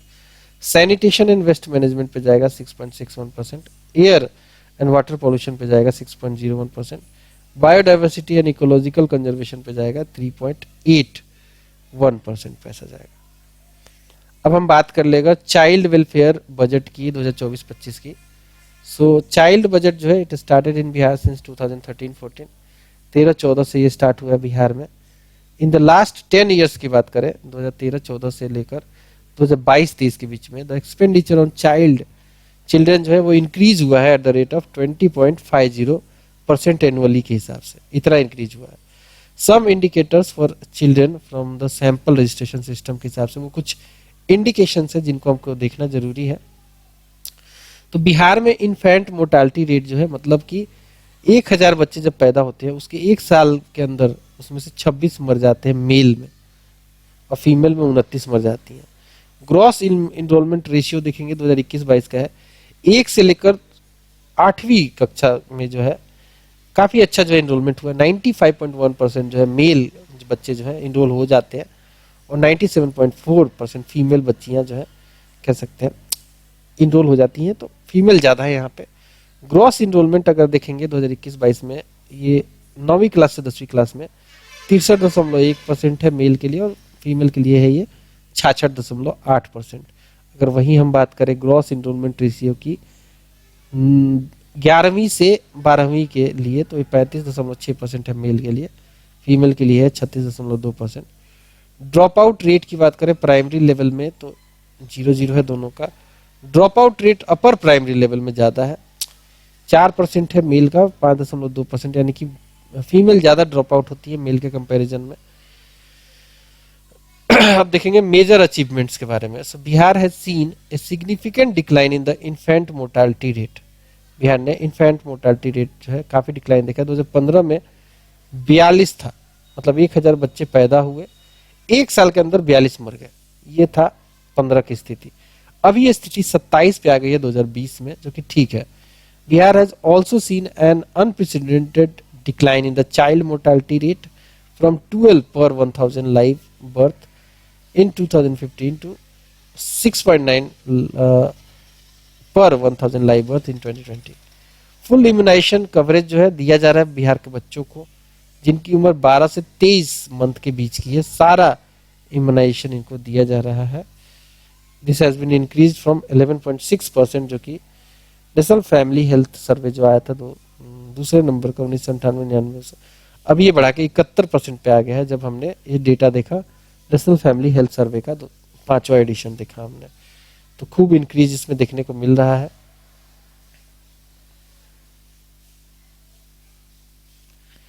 इसके अलावा दोस्तों बात करें स्टंटिंग की। स्टंटिंग जो होता है जिसमें बच्चा जो है ठूठ हो जाता है, स्टंट हो जाता है, मतलब कि हाइट के हिसाब से, एज के हिसाब से हाइट नहीं बढ़ती। सो स्टंटिंग जो है चिल्ड्रन में डिक्लाइन हुआ है पहले के कंपैरिजन में, 12.7% का डिक्लाइन आया है। 2005-06 में ये 55.6% था, अब ये 19-20 में हो गया है कितना 42.9। अगर हम बात करें according to national family health survey का data, the number of underweight children की बात करें under 5 years, number of underweight children under 5 years of age from 43.9% से कम होकर 2015-16 का ये डेटा है, ये भी घट के आ गया 41% पे, तो यहाँ पे भी डिक्लाइन देखने को मिला है। The total enrolment of primary and upper primary combined student जो है वो है 190.28 लाख है, ऑफ विच कह सकते हैं कि 97.49 लाख बॉयज है, और इसमें गर्ल्स की संख्या 92.73 lakh. The gender gap eight primary level जो है मैक्सिमम एज ग्रुप 14 साल तक का ये डेटा है, वो डिक्लाइन हुआ है, ठीक है, वो डिक्लाइन हुआ है। Eight primary level the drop out rate has become zero, बिल्कुल सही है ये, प्राइमरी लेवल पे ड्रॉप आउट जीरो है, अच्छी बात है, मतलब कि मैक्सिमम लोग प्राइमरी एजुकेशन पूरी कर रहे हैं। बट अपर प्राइमरी एजुकेशन में जो है ड्रॉप आउट रेट जो है वो ज़्यादा है, वो भी हालांकि कम हुआ है धीरे धीरे। जैसे 15-16 में ये था 42.2% और अभी 22-23 में ये हो गया 39.4%, तो कम हुआ है। एट सेकेंडरी लेवल पे भी देखा जाए तो डिक्लाइन देखा गया है, 40% का जो है पॉइंट का डिक्लाइन देखा गया, तो बहुत अच्छे खबर भी मिल रहे हैं। The concept of bagless days, the concept of bagless safe Saturday, this was introduced on the November 11, 2022 education day को ही ये लाया गया था to make students aware of various aspects of disaster management activities. किस चीज को जानकारी में लाने के लिए, तो डिजास्टर मैनेजमेंट एक्टिविटीज के वेरियस एस्पेक्ट को जनाने के लिए लाया गया था। मंथली पेरेंट टीचर मीटिंग भी हो रही है आजकल। This has been inducted in the all government primary schools from October 2022 से इसको लाया गया है। चाइल्ड बजट की बात करेंगे तो एक ग्लांस, एक सरसरी निगाह डालते हैं। टोटल एक्सपेंडिचर जो हुआ है चिल्ड्रन के ऊपर, this has increased at an annual rate of 20.5% to, ये हो गया है अभी 47,847.6 करोड़ का 2022-23 में। ये बजट का ग्लांस हम लोग देख रहे हैं, चाइल्ड बजट का। On an average the share of expenditure on child development in total state budget during these 10 years was 16%। Per capita expenditure जो चिल्ड्रन के ऊपर है वो भी इंक्रीज हुआ है, 5.9 टाइम्स इंक्रीज किया गया, ठीक है। ये 2013-14 में कितना था, पर कैपिटा एक्सपेंडिचर था एक बच्चे पे 1559, 13-14 में अभी ये 9131 कर दिया गया। The share of children in the total state budget was 20.6% in 2022-2023। Distribution of child budget scheme जो है, distribution of child budget scheme 2024-25 का देखेंगे तो एस्टेब्लिशमेंट एंड कमिटेड एक्सपेंसेस 50% है। स्टेट प्लान का जो है 11% खर्चा है। Centrally sponsored scheme plus central sector scheme पे 39% का खर्चा है। Application of top departments, education department में सबसे ज्यादा खर्चा जो है चाइल्ड बजट का जा रहा है 43,367.70 करोड़। पंचायती राज के ऊपर 4,308.6 करोड़। सोशल वेलफेयर के ऊपर 3,176.94 crore. The next news is performance of Bihar इन आयुष्मान भारत प्रधानमंत्री जन आरोग्य योजना। जन आरोग्य योजना जो है पीएम जय जिसे कहते हैं आयुष्मान भारत, ये एक नेशनल लेवल की स्कीम है। सो इसमें बिहार का परफॉर्मेंस जो है देख लेते हैं। बिहार बजट 2024-25 में पब्लिश हुआ है। So in the state free medical facility जो है, free medical facility up to rupees 5 lakh per family per year is being provided to the selected families. ये तो नॉर्मल इसका स्कीम का है ही प्रावधान on the basis of the data base of social economic caste census, जो कि 2011 में गवर्नमेंट ने कराया था। In the government and listed private hospital में ये ट्रीटमेंट हो जाएगा। The main objective of this scheme is to provide high quality medical treatment to poor families through institutional treatment के तहत जो है poor family को जो high quality treatment दिया जाए। The scheme is being implemented by Bihar Health Security Committee। ठीक बात है, ये भी बिहार हेल्थ सिक्योरिटी कमेटी के द्वारा इसको जो है इम्प्लीमेंट किया जा रहा है। एज ऑफ जनवरी 2024 का डेटा देखें तो आयुष्मान कार्ड जो है they have been issued to 86.59 lakh persons. This has been issued to 86.59 lakh persons of the total of 40.55 lakh families in the state। Total जो है 607 गवर्नमेंट की जो है एंड 344 नॉन गवर्नमेंट हॉस्पिटल से जो इसमें आती है। टोटल मिला दे दोनों को ऐड कर दे इन दोनों को, तो ये आएगा आपका कितना, 951 hospitals have been listed in the state. The help of common service centre that is Vasudha Kendra इनको बोला जाता है। कॉमन CSC जो है कॉमन सर्विस सेंटर, इनको वसुधा केंद्र कहा गया है। Executive assistant Panchayati Raj department and Jeevika Didi is being taken to make free Ayushman cards to eligible beneficiary. इनके थ्रू ये दिया गया है। इनके थ्रू ये दिया गया है। अब आएंगे देखेंगे जीविका के बारे में। Jeevika new provisions made in Bihar budget जो है बजट 2024-25 में। सो द एम्बिशियस प्रोजेक्ट जो है बिहार गवर्नमेंट का Jeevika is working for the development empowerment of women and eradication of rural poverty. ठीक है, किस किस फील्ड में काम कर रहा है? Development empowerment of women and eradication of rural poverty in Bihar. Total of इसमें देखा जाए तो 10.47 लाख जो है सेल्फ हेल्प ग्रुप्स इसमें फॉर्म करके बनाई गई है Jeevika so far, under which more than 1 crore 30 lakh families have been linked to the group Jeevika में, and 1.03 lakh new groups will be formed in financial year 2024-2025। Financial assistance की बात करें तो 150 करोड़ रुपए जो है दिए गए हैं जीविका के लिए बजट में, फाइनेंशियल ईयर 24-25 में 150 करोड़। तो ये फिगर याद रखेंगे, फिगर पूछा जा सकता है आपसे। The target is to cover 1 crore 4 lakh Jeevika Didis with insurance in the financial year 2024-2025। 1 crore 4 lakh Jeevika Didis को कवर करना है 2024-25 में। The target is to open about 2000 new customer service centres by Jeevika Didis in the financial year 2024-2025। अगर और आगे बात करें तो इसमें कह रहा है कि ए total of 194 Jeevika Didi ki Rasoi are being operated so far by converging with the health department. A total of 194 Jeevika Didi ki Rasoi जो है they are being operated so far by converging with the health department. The target is to open 50 new Jeevika Didi ki रसोई। नया target क्या है? 50 नई जो है जीविका दीदी की रसोई खोलनी है इन द फाइनेंशियल ईयर 2024-2025। कब? यानी कि फाइनेंशियल ईयर 2024-2025 में। ओके आगे बढ़ेंगे।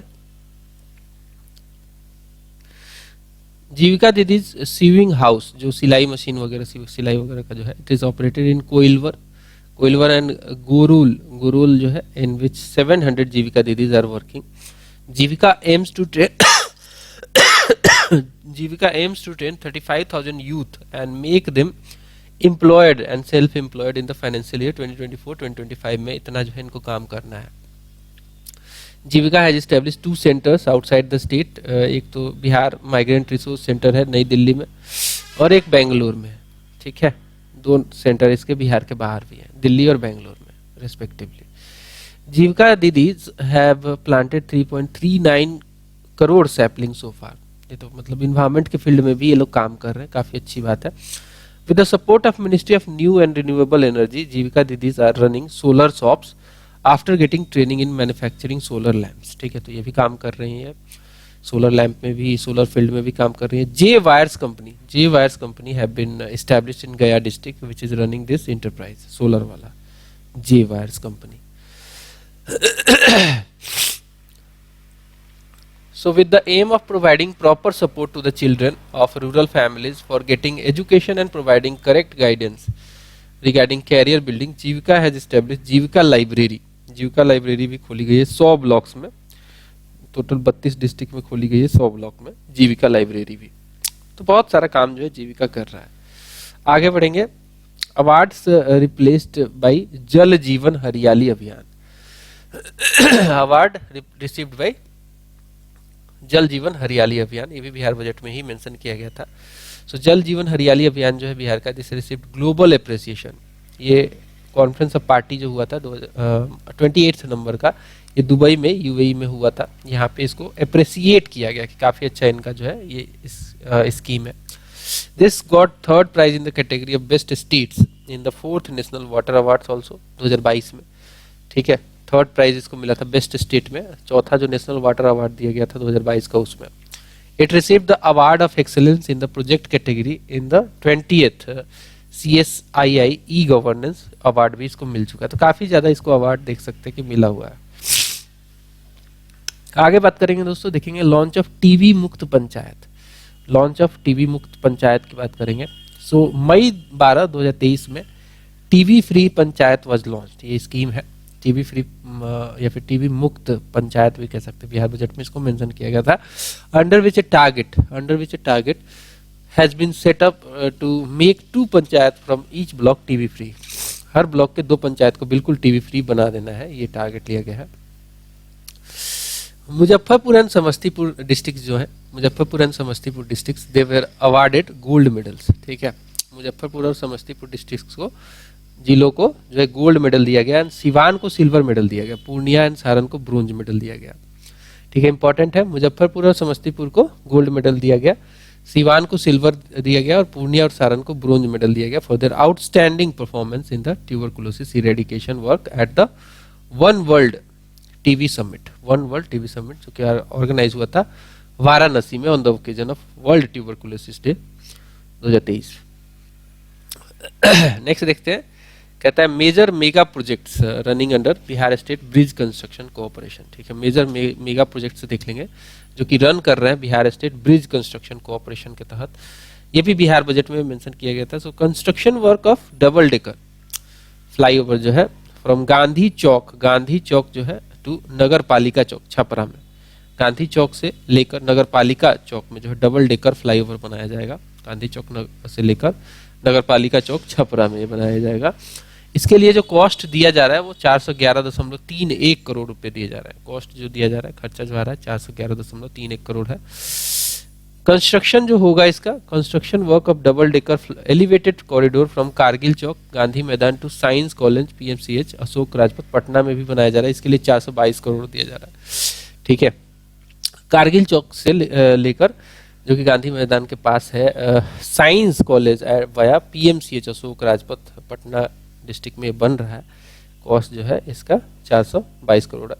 Construction work of 2 lane high level RCC bridge, 2 lane high level RCC bridge including approach road near Panduka on Son river in Rohtas district, ये भी कंस्ट्रक्ट किया जाएगा 210.13 करोड़ रुपए लागत लगाकर। इसके अलावा जो है extension work of 4 lane approach road of अगवानी घाट सुल्तानगंज गंगा सेतु प्रोजेक्ट जो है भागलपुर डिस्ट्रिक्ट में 209 करोड़ का जो है इसमें दिया जा रहा है 209.32। Construction of additional waterway is being done in the Satar Ghat bridge जो कि गंडक रवि नदी के ऊपर बना हुआ है, ठीक है। अब देखो कर्पूरी ठाकुर का देहांत हो गया, कर्पूरी ठाकुर का देहांत हो गया था पहले ही, अब इनको जो है इनका देहांत तो 1988 में ही हो गया था, बट अब इनको जो है क्या दिया जा रहा है, अब इनको दिया जा रहा है, दे दिया गया है भारत रत्न लेट, ठीक है। So on the eve of 100th birth anniversary, इनका बर्थ हुआ था 24 जनवरी 1924 को, तो इनका जब 100वां बर्थ एनिवर्सरी हम सेलिब्रेट कर रहे थे तो उस समय गवर्नमेंट ऑफ इंडिया ने ऑनर किया लेट कर्पूरी ठाकुर को भारत रत्न अवार्ड से नवाजा, ठीक है। लेट कर्पूरी ठाकुर को भारत रत्न अवार्ड से नवाजा गया। ही वॉज बोर्न ऑन 24 जनवरी 1924, ये पितौंझिया विलेज जो है नाउ कर्पूरी ग्राम के नाम से जाना जाता है, समस्तीपुर में इनका जन्म हुआ था। पितौंझिया विलेज जो है समस्तीपुर में पड़ता है, कर्पूरी ग्राम आज के डेट में इसको जाना जाता है। इनकी मृत्यु जो है 17 फरवरी 1988 को हो गया था। He was popularly known as Jannayak. किस नाम से जाने जाते थे, तो जननायक के नाम से जाने जाते हैं। And was a strong advocate of social justice, social justice के बहुत ही स्ट्रॉन्ग एडवोकेट भी ये रह चुके हैं। As a socialist party candidate he won from Tajpur legislative seat, 1952 में जीता था इन्होंने। सोशलिस्ट पार्टी के कैंडिडेट के तौर पे ताजपुर जो है लेजिस्लेटिव सीट को जीता था, 1952 में जीता था। He served as the chief minister of Bihar 2 बार, ठीक है, 2 बार इन्होंने चीफ मिनिस्टर ऑफ बिहार का काम किया।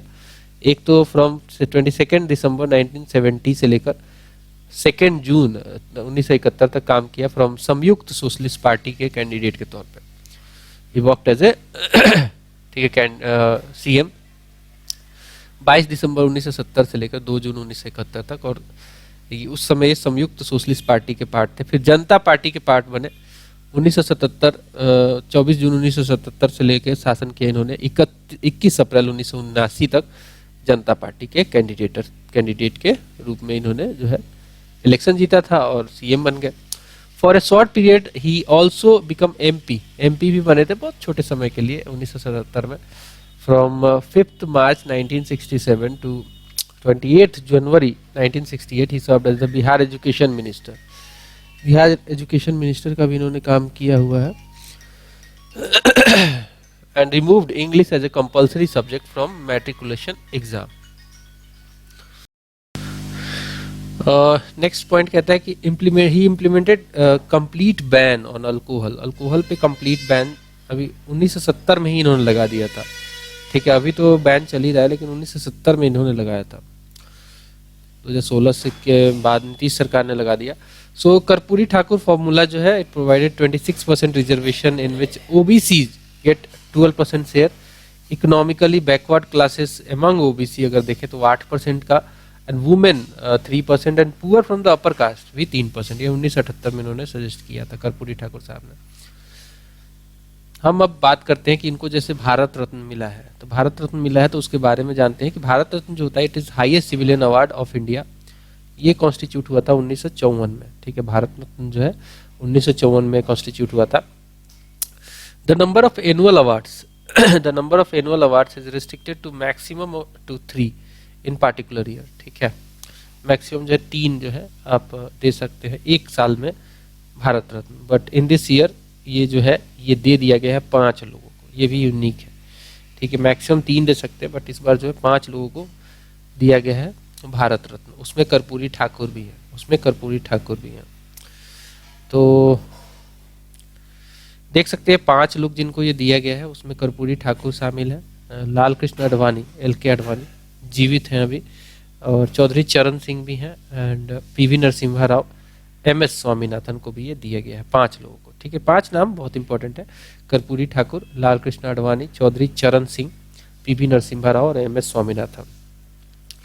This award does not carry any monetary grant, कोई पैसा नहीं दिया जाता है। This is awarded for exceptional service और performance of highest order in any field of human endeavour. ठीक है, ये दिया जाता है। फर्स्ट रेसिपिएंट जो थे इसके वो C राजगोपालाचारी थे, इसके अलावा सर्वपल्ली राधाकृष्णन, और 3 लोगों को दिया गया था, सर्वपल्ली राधाकृष्णन, CV रमन, 1954 में 3 लोगों को, C Rajagopalachari, Sarvepalli Radhakrishnan and CV Raman. Karpoori Thakur जो है 49th नंबर के हैं। इनको जो ये भारत रत्न मिला है 49वां नंबर का ये भारत रत्न इनको दिया गया है। अब हम देखेंगे स्पेशल कैटेगरी स्टेटस के बारे में। तो रामपित्र मंडल जो है, रामपित्र मंडल MP से from Jhanjharpur Bihar, he recently raised the demand for a special state status for Bihar in parliament में बहुत सालों से जो है डिमांड चल रहा है कि बिहार को जो है स्पेशल स्टेटस दिया जाए। But in 2024-25 budget the central government citing the finance commission has refused to give special state status to Bihar. ठीक है, नहीं दिया जा रहा है, आंध्र प्रदेश को भी जो है नहीं दिया जा रहा है नहीं दिया जा रहा है। ठीक है, मना कर दिया गया है बजट में।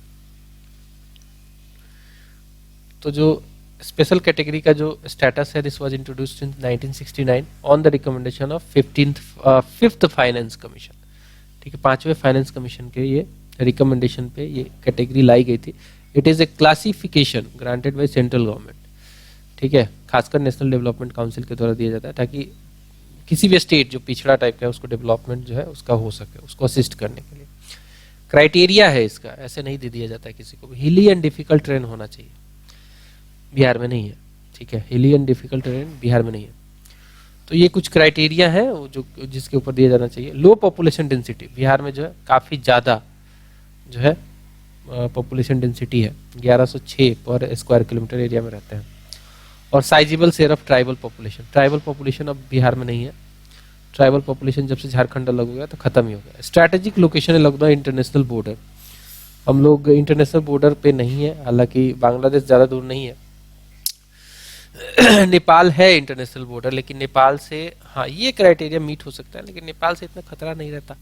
बट ये क्राइटेरिया है बिहार के लिए applicable. Economic and infrastructural backwardness, ये बिल्कुल है, बिल्कुल है, ये तो होना मतलब बिहार इसमें तो बहुत लैग करता है। Non viable nature of state finance, तो ये देखो इसमें से 2-3 क्राइटेरिया मीट कर रहे हैं, 1-2 नहीं कर रहे हैं, बट नहीं दिया जा रहा है। ये जो क्राइटेरिया बनाया था ये गाडगिल फॉर्मूला पे बना था, गाडगिल। ठीक है, गाडगिल फॉर्मूला पे ही ये बनाया गया था। अब देखते हैं कि अगर बेनिफिट कोई स्टेट को अगर इस कैटेगरी में रखा जाता है, स्पेशल कैटेगराइजेशन में, तो उसे बेनिफिट क्या मिलेगा। नंबर 1, सेंटर जो है उसका 90% बियर करेगा of the fund required in centrally sponsored scheme. Centrally sponsored scheme जो होंगी उसमें सेंटर जो है 90% खर्चा बियर करेगा, मात्र 10% जो है वो स्टेट करेगी। अनस्पेंट मनी जो होगा वो लैप्स नहीं होगा, वो अगले फाइनेंशियल ईयर में कैरी फॉरवर्ड हो जाएगा। इन जनरल जो नॉर्मल स्टेट्स है उनकी जो है खर्चा नहीं किया तो पैसा जो वापस ले लिया जाता है। इस केस में जो है अनस्पेंट मनी जो है वो लैप्स नहीं करेगा and carried forward to next financial year. Next कहता है कि अदर सिग्निफिकेंट कंसेशंस जो है they also provided to states. Example के तौर पे देखेंगे तो concession in corporate tax, concession मिलेगा कहाँ पे? कॉर्पोरेट टैक्स में मिलेगा। कस्टम ड्यूटीज में भी आपको जो है कंसेशन मिलेगा। Around 30% of the centre's group budget also goes to them. ठीक है, जो ग्रॉस जो है सेंटर का ग्रॉस बजट का जो है 30% जो है जाएगा इस स्टेट इन स्टेट को। प्रेजेंटली SCS स्टेट्स जो है वो अरुणाचल प्रदेश है, नागालैंड है, मणिपुर है, मिजोरम है, त्रिपुरा है, मेघालय है, असम है, सिक्किम है, उत्तराखंड और हिमाचल प्रदेश, तेलंगाना वगैरह ये जो है स्पेशल स्टेट्स में आती हैं। स्पेशल कैटेगरी के स्टेटस को इनको दिया गया है। अरुणाचल प्रदेश, नागालैंड, मणिपुर, मिजोरम, त्रिपुरा, मेघालय, असम, सिक्किम, उत्तराखंड, हिमाचल प्रदेश एंड तेलंगाना। नोट में देखेंगे after 14th finance commission recommendations special category जो है special category status this ceases to exist. 14th finance commission also suggested to fill resource gap of the such state through tax devolution by increasing 42%, जो कि पहले 30% हुआ करता था। ठीक है, अब हम देखेंगे एग्रीकल्चर रोड मैप बिहार का 4था नंबर का आ गया है। ठीक है, और ये इसका जो वैसे तो लॉन्च लेट किया गया है लेकिन पीरियड इसका 1 अप्रैल 2023 से 31 मार्च 2028 तक रहेगा। चौथा जो है एग्रीकल्चर रोड मैप क्यों लाया जाता है? ओवरऑल डेवलपमेंट हो एग्रीकल्चर का। For the overall development of agriculture the 4th agricultural जो रोड मैप है this was implemented by state government on 1 अप्रैल 2023 को इम्प्लीमेंट हो जाना है और इसका ड्यूरेशन जो है वो 31 मार्च 2028 तक रहेगा। इसे द्रौपदी मुर्मू मैम ने इम्प्लीमेंट कराया था 18 अक्टूबर को। ठीक है, फाइनली लॉन्च किया। सो इस पार्टिकुलर पीरियड में 5 साल में the state government will spend around 1.62 lakh crore. ठीक है, इतना खर्चा करेगी state government. During this period state government will spend about 1.62 lakh crore on development works related to agriculture. किससे रिलेटेड? एग्रीकल्चर से रिलेटेड फील्ड में इतना खर्चा किया जाएगा 1.62 lakh crore. The 4th agriculture road map जो है जो 2023 से 28 के बीच में है for Bihar was launch by honourable president हमारी द्रौपदी मुर्मू मैम ने जो है 18 अक्टूबर 2023 को इसे लॉन्च किया। 12 डिपार्टमेंट्स जो है they have been included in the 4th agriculture road map. 12 department इसमें शामिल किए गए हैं। Under the 4th agriculture road map focus will be on the modernisation of agriculture. ठीक है, एग्रीकल्चर को मॉडर्नाइज किया जाएगा। बेटर क्वालिटी सीड्स जो होंगी वो भी डेवलप की जाएंगी स्टेट्स में, अपने ही स्टेट में। ठीक है, बिहार में ही बेटर क्वालिटी की सीड्स जो है वो भी डेवलप की जाएंगी। क्रॉप्स रेसिड्यू मैनेजमेंट किया जाएगा, जो पराली वगैरह होती है उसको अगर मिक्स करके उसको जो है कह सकते हैं खाद के तरीके से यूज कर लिया जाए तो वो भी बहुत अच्छा है। तो क्रॉप रेसिड्यू जो है मैनेजमेंट किया जाएगा। इक्विपमेंट विल ऑल्सो भी मैन्युफैक्चर्ड। इसके लिए इक्विपमेंट चाहिए होता है तो वो इक्विपमेंट जो है हनी मिक्सचर ये सब जो होता है। Cultivation of cores grain will be promoted. Cores grain ऐसे ग्रेन होते हैं जैसे कि ज्वार हो गया, बाजरा हो गया, मिलेट वगैरह जो आती हैं वो सब। इन the 4th agriculture road map special emphasis will be laid on the development of pulses. Pulses जो है पटना में उसके आसपास के एरिया में काफी उगाई जाती है तो स्पेशल फोकस दिया जाएगा ऑयल सीड्स के ऊपर, पल्सेस के ऊपर और न्यूट्रिशियस ग्रेन जो होती है जैसे कि मैंने बताया श्री अन्ना जिसे कहते हैं मिलेट्स को। For this special custom hiring centre will be setup. ठीक है, इस चीज के लिए स्पेशल कस्टम हायरिंग सेंटर जो है this will be set up in state to promote pulses. किसको प्रमोट करने के लिए? पल्सेस एंड ऑयल सीड्स को के डेवलपमेंट को मिशन मोड में किया जाएगा मॉडर्न एग्रीकल्चर मशीनरी के थ्रू।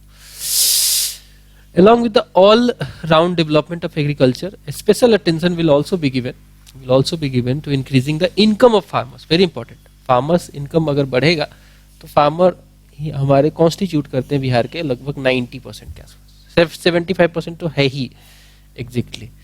ठीक है, 75%. Under the 4th agriculture roadmap, the department has set up a target of planting 350 lakh saplings. 350 lakh जो है सैपलिंग्स लगाई जाएंगी on the natural forest land. ठीक है, तो इससे क्या होगा कि हमारा ग्रीन जो एरिया है बढ़ेगा, सॉइल वाटर कंजर्वेशन भी करेगा in 1 lakh hectare, and construction of garland trench भी बनाई जाएंगी of 1500 hectare metres water storage capacity के लिए। इसके अलावा इन दिस टाइम पीरियड, जो 5 साल का पीरियड है, 23 से 28 तक के बीच में जो 5 साल का पीरियड है, in this time period about 20 crore saplings will be planted. 20 crore जो है सैपलिंग प्लांट किए जाएंगे आउटसाइड द नेचुरल फॉरेस्ट से बाहर, including natural forest land. Tissue culture based nurseries जो है डेवलप की जाएंगी, इस्टेब्लिश की जाएंगी, टिश्यू कल्चर बेस्ड जो नर्सरी है। इसके अलावा बात करें दोस्तों, as a result of effective implementation of the programme laid down in the agriculture roadmap, the state has given a total of 5 कृषि Karman awards by government of India. अभी तक जो है 5 कृषि कर्मन अवार्ड जो है बिहार को दिया जा चुका है for remarkable achievement in the production and productivity of rice के लिए 2011-12 में दिया गया था, वीट के लिए 12-13 में, मेज के लिए दिया गया था इसको 15-16 में बिहार को, और अगेन मेज के लिए दिया गया था 16-17 में, फाइनली वीट के लिए अगेन मिला 2017-18 में। 5 जो है कृषि कर्मन अवार्ड जो है बिहार को मिल चुका है। ठीक है, 5 कृषि कर्मन अवार्ड जो है बिहार को मिल चुका है। ये जो है नेशनल गवर्नमेंट देती है, गवर्नमेंट ऑफ इंडिया देती है। जो अदर 3 जो अपने रोड मैप रह चुके हैं, एग्रीकल्चर रोड मैप 1 था 2008 से लेकर 12 तक, रोड मैप 2 था जो एग्रीकल्चर रोड मैप 2012 से लेकर 2017 तक था, ये 2 नंबर का, और एग्रीकल्चर रोड मैप 3 जो है इसका पीरियड था 2017 से 23, 1 साल बढ़ाया गया था, 22 तक ही था इनिशियली, बट 1 साल इसको एक्सटेंड कर दिया गया था। अब हम देख लेंगे जन सूरज अभियान। जन सूरज अभियान क्या है? 2 अक्टूबर 2022 को on the 153rd birth anniversary था महात्मा गांधी का, प्रशांत किशोर ने स्टार्ट किया जन सूरज अभियान।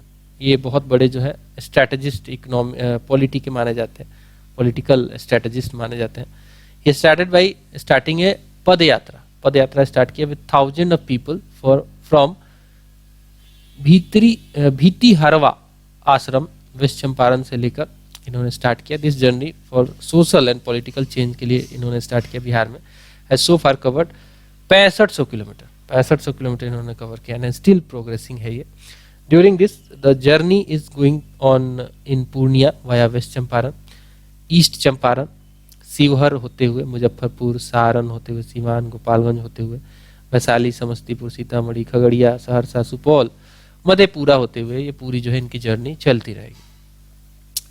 2 अक्टूबर को 2024 में जन सूरज अभियान जो है this was formed as a team in which more than 1 lakh people of Bihar were present as at a veterinary college ground whose official name is Jan Suraaj party. अब इसका जो है जन सूरज पार्टी फॉर्म हो गई है 2 अक्टूबर को। ठीक है, जन सूरज पार्टी बना दिया, अभियान को पार्टी बना दिया। फॉर्मर इंडियन डिप्लोमेट जो है मनोज भारती, मधुबनी के रहने वाले former Indian diplomat Manoj Bharti, who comes from Dalit community, was selected as its first president. ठीक है, former Indian diplomat Manoj Bharti इनका नाम है, मधुबनी के रहने वाले, who comes from Dalit community, was selected as its first president. Jan Suraaj जो है as a party is the first party in the country which has included the right to recall. जन सूरज पार्टी जो है पार्टी फर्स्ट पार्टी बन गई है देश की which has included right to recall in the constitution. अपने कॉन्स्टिट्यूशन में राइट टू रिकॉल रखा है इन्होंने। हर पार्टी का एक कॉन्स्टिट्यूशन होता है, जैसे भारतीय जनता पार्टी का भी कॉन्स्टिट्यूशन है, ये नेशनल कॉन्स्टिट्यूशन से इसको मत जोड़ना, हर पार्टी का एक कॉन्स्टिट्यूशन होता है। Under this if A member indulges in corruption after winning the election he will be recalled. ठीक है, he will be recalled. तो ये एक अच्छी पहल है, पार्टी में करप्शन को कमी मतलब नहीं होगी कह सकते। The parties candidate will be selected directly by the public under the American system. ठीक है, प्रशांत किशोर के बारे में बताया तो he is a resident of Konar village of Sasaram. ठीक है, he is a resident of Konar village of Sasaram. He studied from Patna science college. कहाँ से पढ़ाई की है इन्होंने? He studied from Patna science college and lived in Cavendish Hostel during this time. ठीक है, and he later worked for UN United Nation on Public Health for 10 years. 10 साल के लिए यूनाइटेड नेशन में काम किया ऑन पब्लिक हेल्थ 10 साल के लिए। He was Narendra Modi's political adviser during the Gujarat assembly election 2012 में जो हुआ था।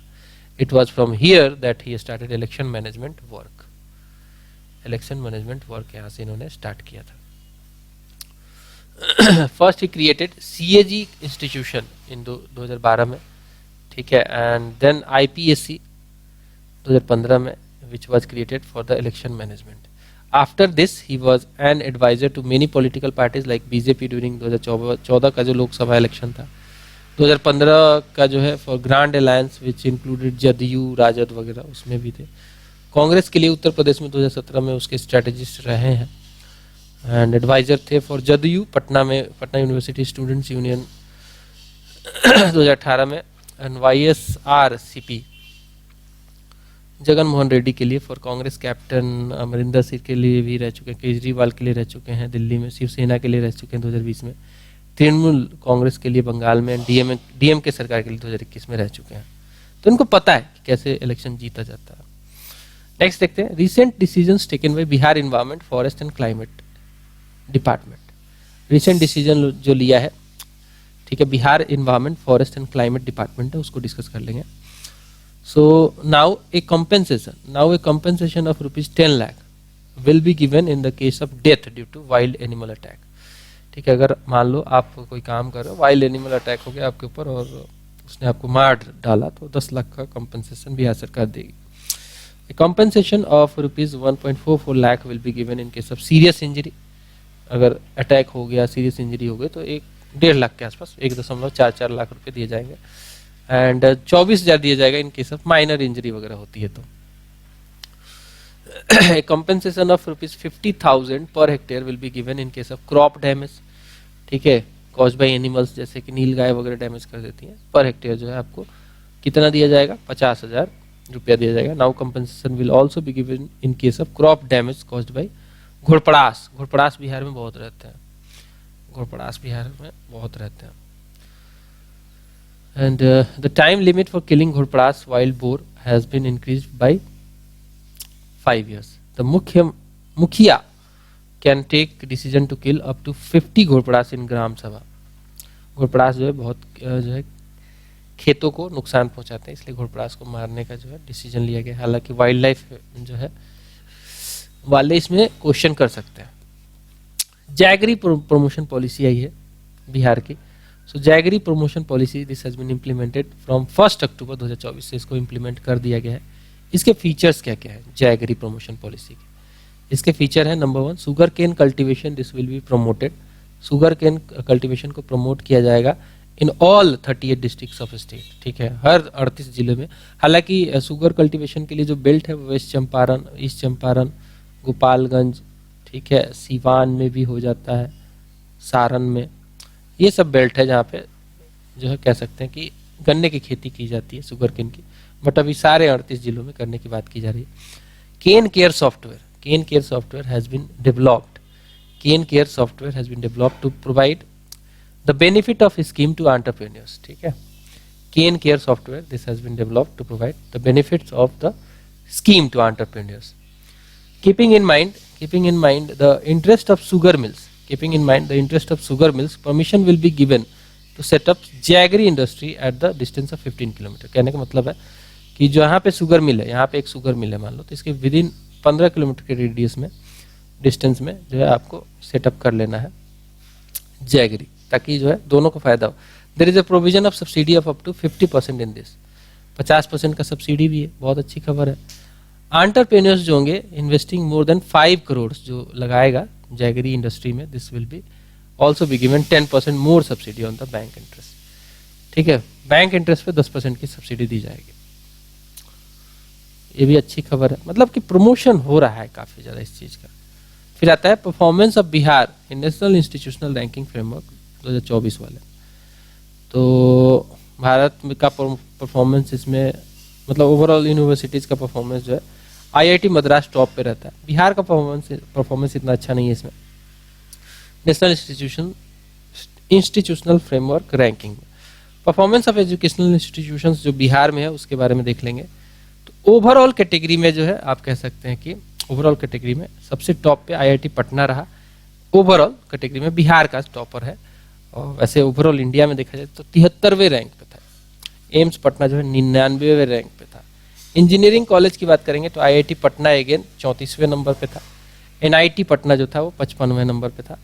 मैनेजमेंट में आईआईएम बोध गया जो है 33वें नंबर पे था। आईआईएम बोध गया जो है 33वें नंबर पे था। तो ये वाला रैंकिंग जो है ओवरऑल आईआईटी पटना वाला थोड़ा सा ध्यान रखेंगे, 73वां रैंकिंग है। फिर आता है फार्मेसी में। फार्मेसी में जो है ranking national institute of pharmaceutical education and research Hajipur वाला का 33 नंबर रहा। आर्किटेक्चर एंड प्लानिंग में एनआईटी पटना का जो है 27वां रैंकिंग रहा ओवरऑल इंडिया में। लॉ के फील्ड में Chanakya national law university Patna वाला, इसको रहा कौन सा रैंक आया, 31वां। मेडिकल के फील्ड में एम्स पटना का रैंक रहा 26वां। मेडिकल के फील्ड में एम्स पटना का रैंक रहा 26वां। और एग्रीकल्चर के फील्ड में doctor Rajendra Prasad central agricultural university Samastipur का रैंकिंग जो था वो 36वां था।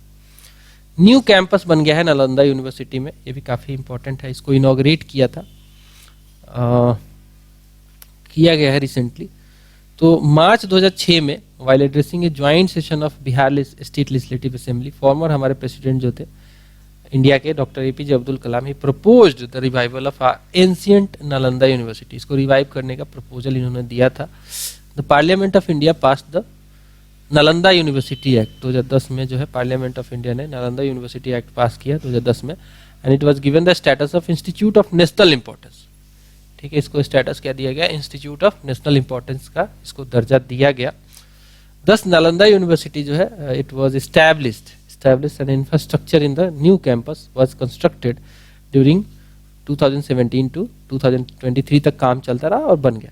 आर्किटेक्ट की बात करें तो आर्किटेक्ट पद्म विभूषण इसमें वीवी दोषी थे, जिन्होंने डिजाइन किया eco friendly architecture reflecting the architecture of ancient Nalanda, उसी के जैसा बिल्कुल eco friendly, while integrating all modern facilities matching the world standards। ठीक है, it is a large carbon footprint free net zero campus है ये। it is a large carbon footprint free net zero campus है, spread over several acres of greenery and water waste spread water bodies spread around 100 acres, truly an abode of learning, इसको देखने से लगता है। The entire university is spread over 455 acres, जो कि अच्छा खासा लैंड है।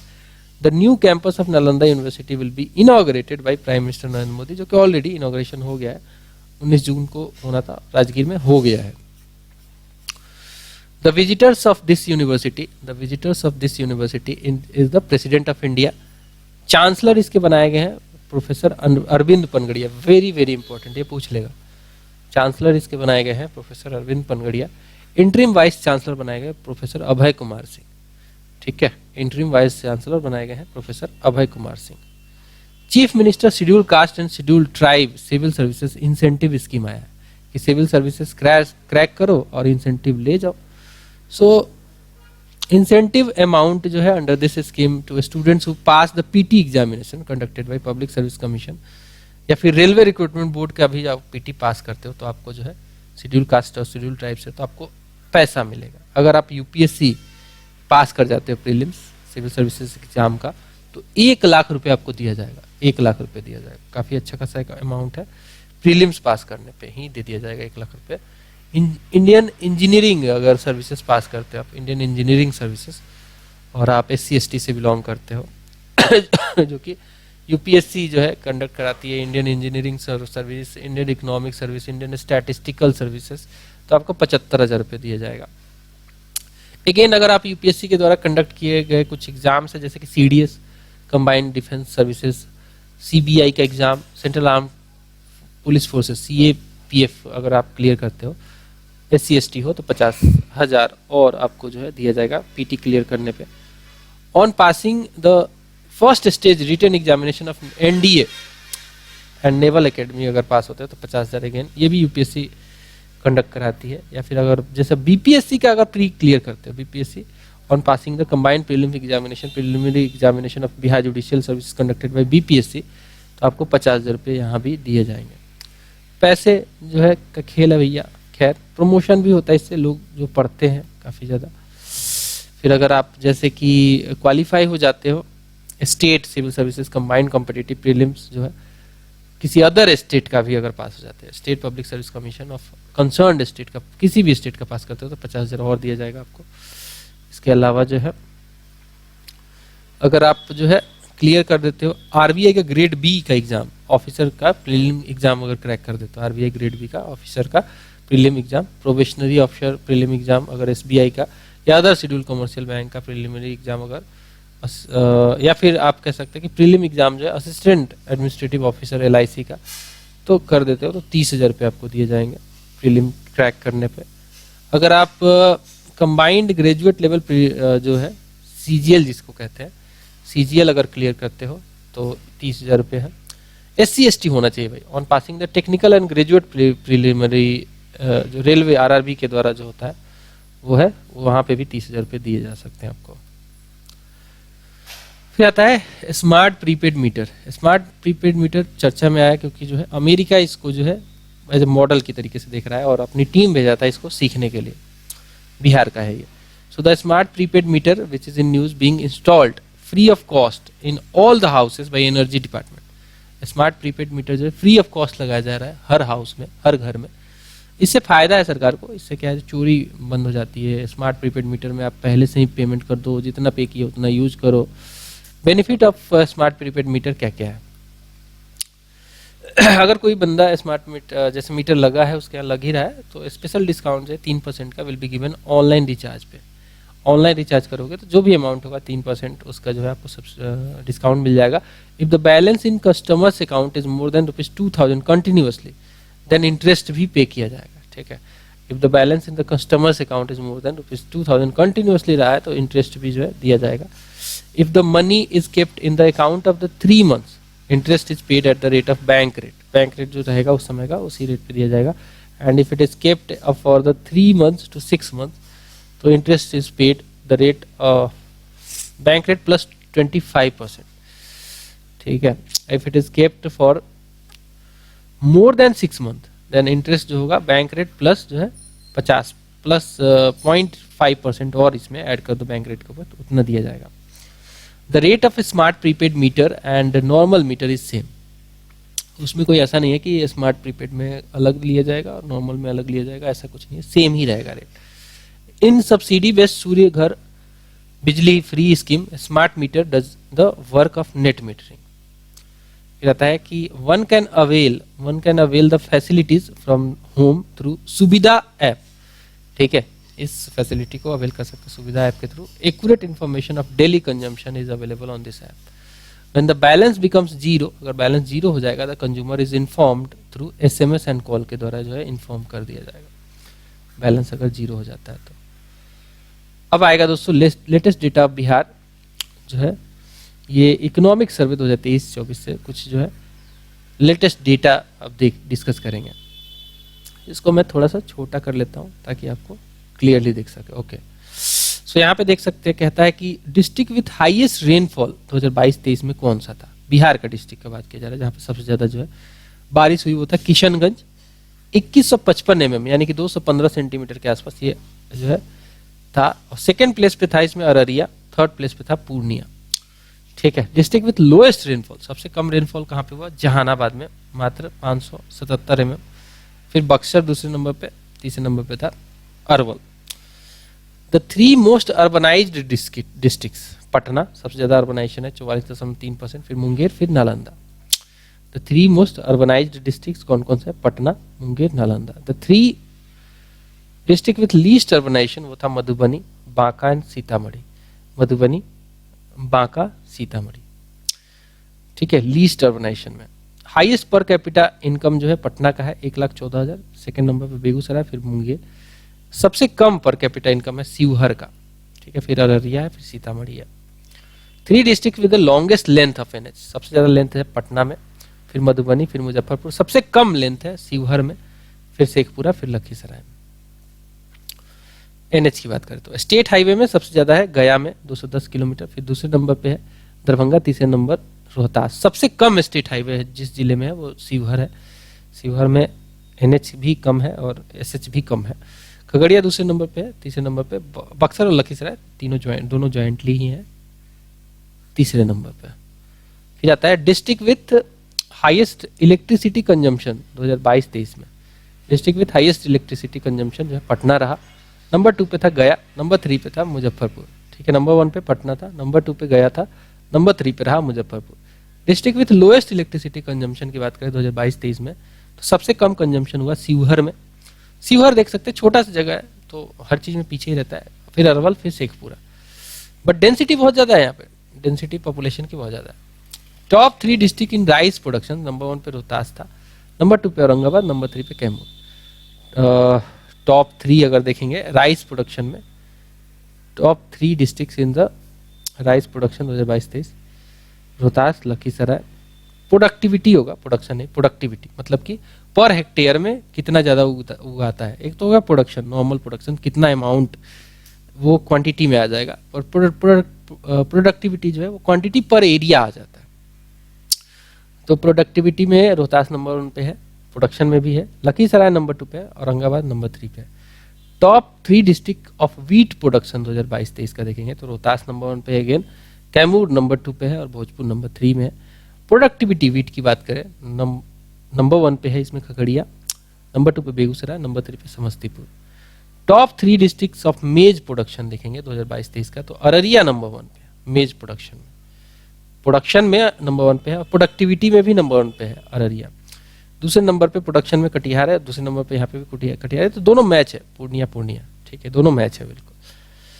फिर आता है top 3 districts of pulse production, top 3 districts of pulse production, तो पटना नंबर 1 पे हमेशा रहता है, लेकिन प्रोडक्टिविटी में बेगूसराय है, प्रोडक्शन में पटना है, प्रोडक्टिविटी में नंबर 1 बेगूसराय है, नंबर 2 पे औरंगाबाद है प्रोडक्शन में, नंबर 2 पे नालंदा है प्रोडक्टिविटी में, नंबर 3 पे प्रोडक्शन में नालंदा है, नंबर 2 पे है, नंबर 3 में प्रोडक्टिविटी में सीवान है पल्सेस में।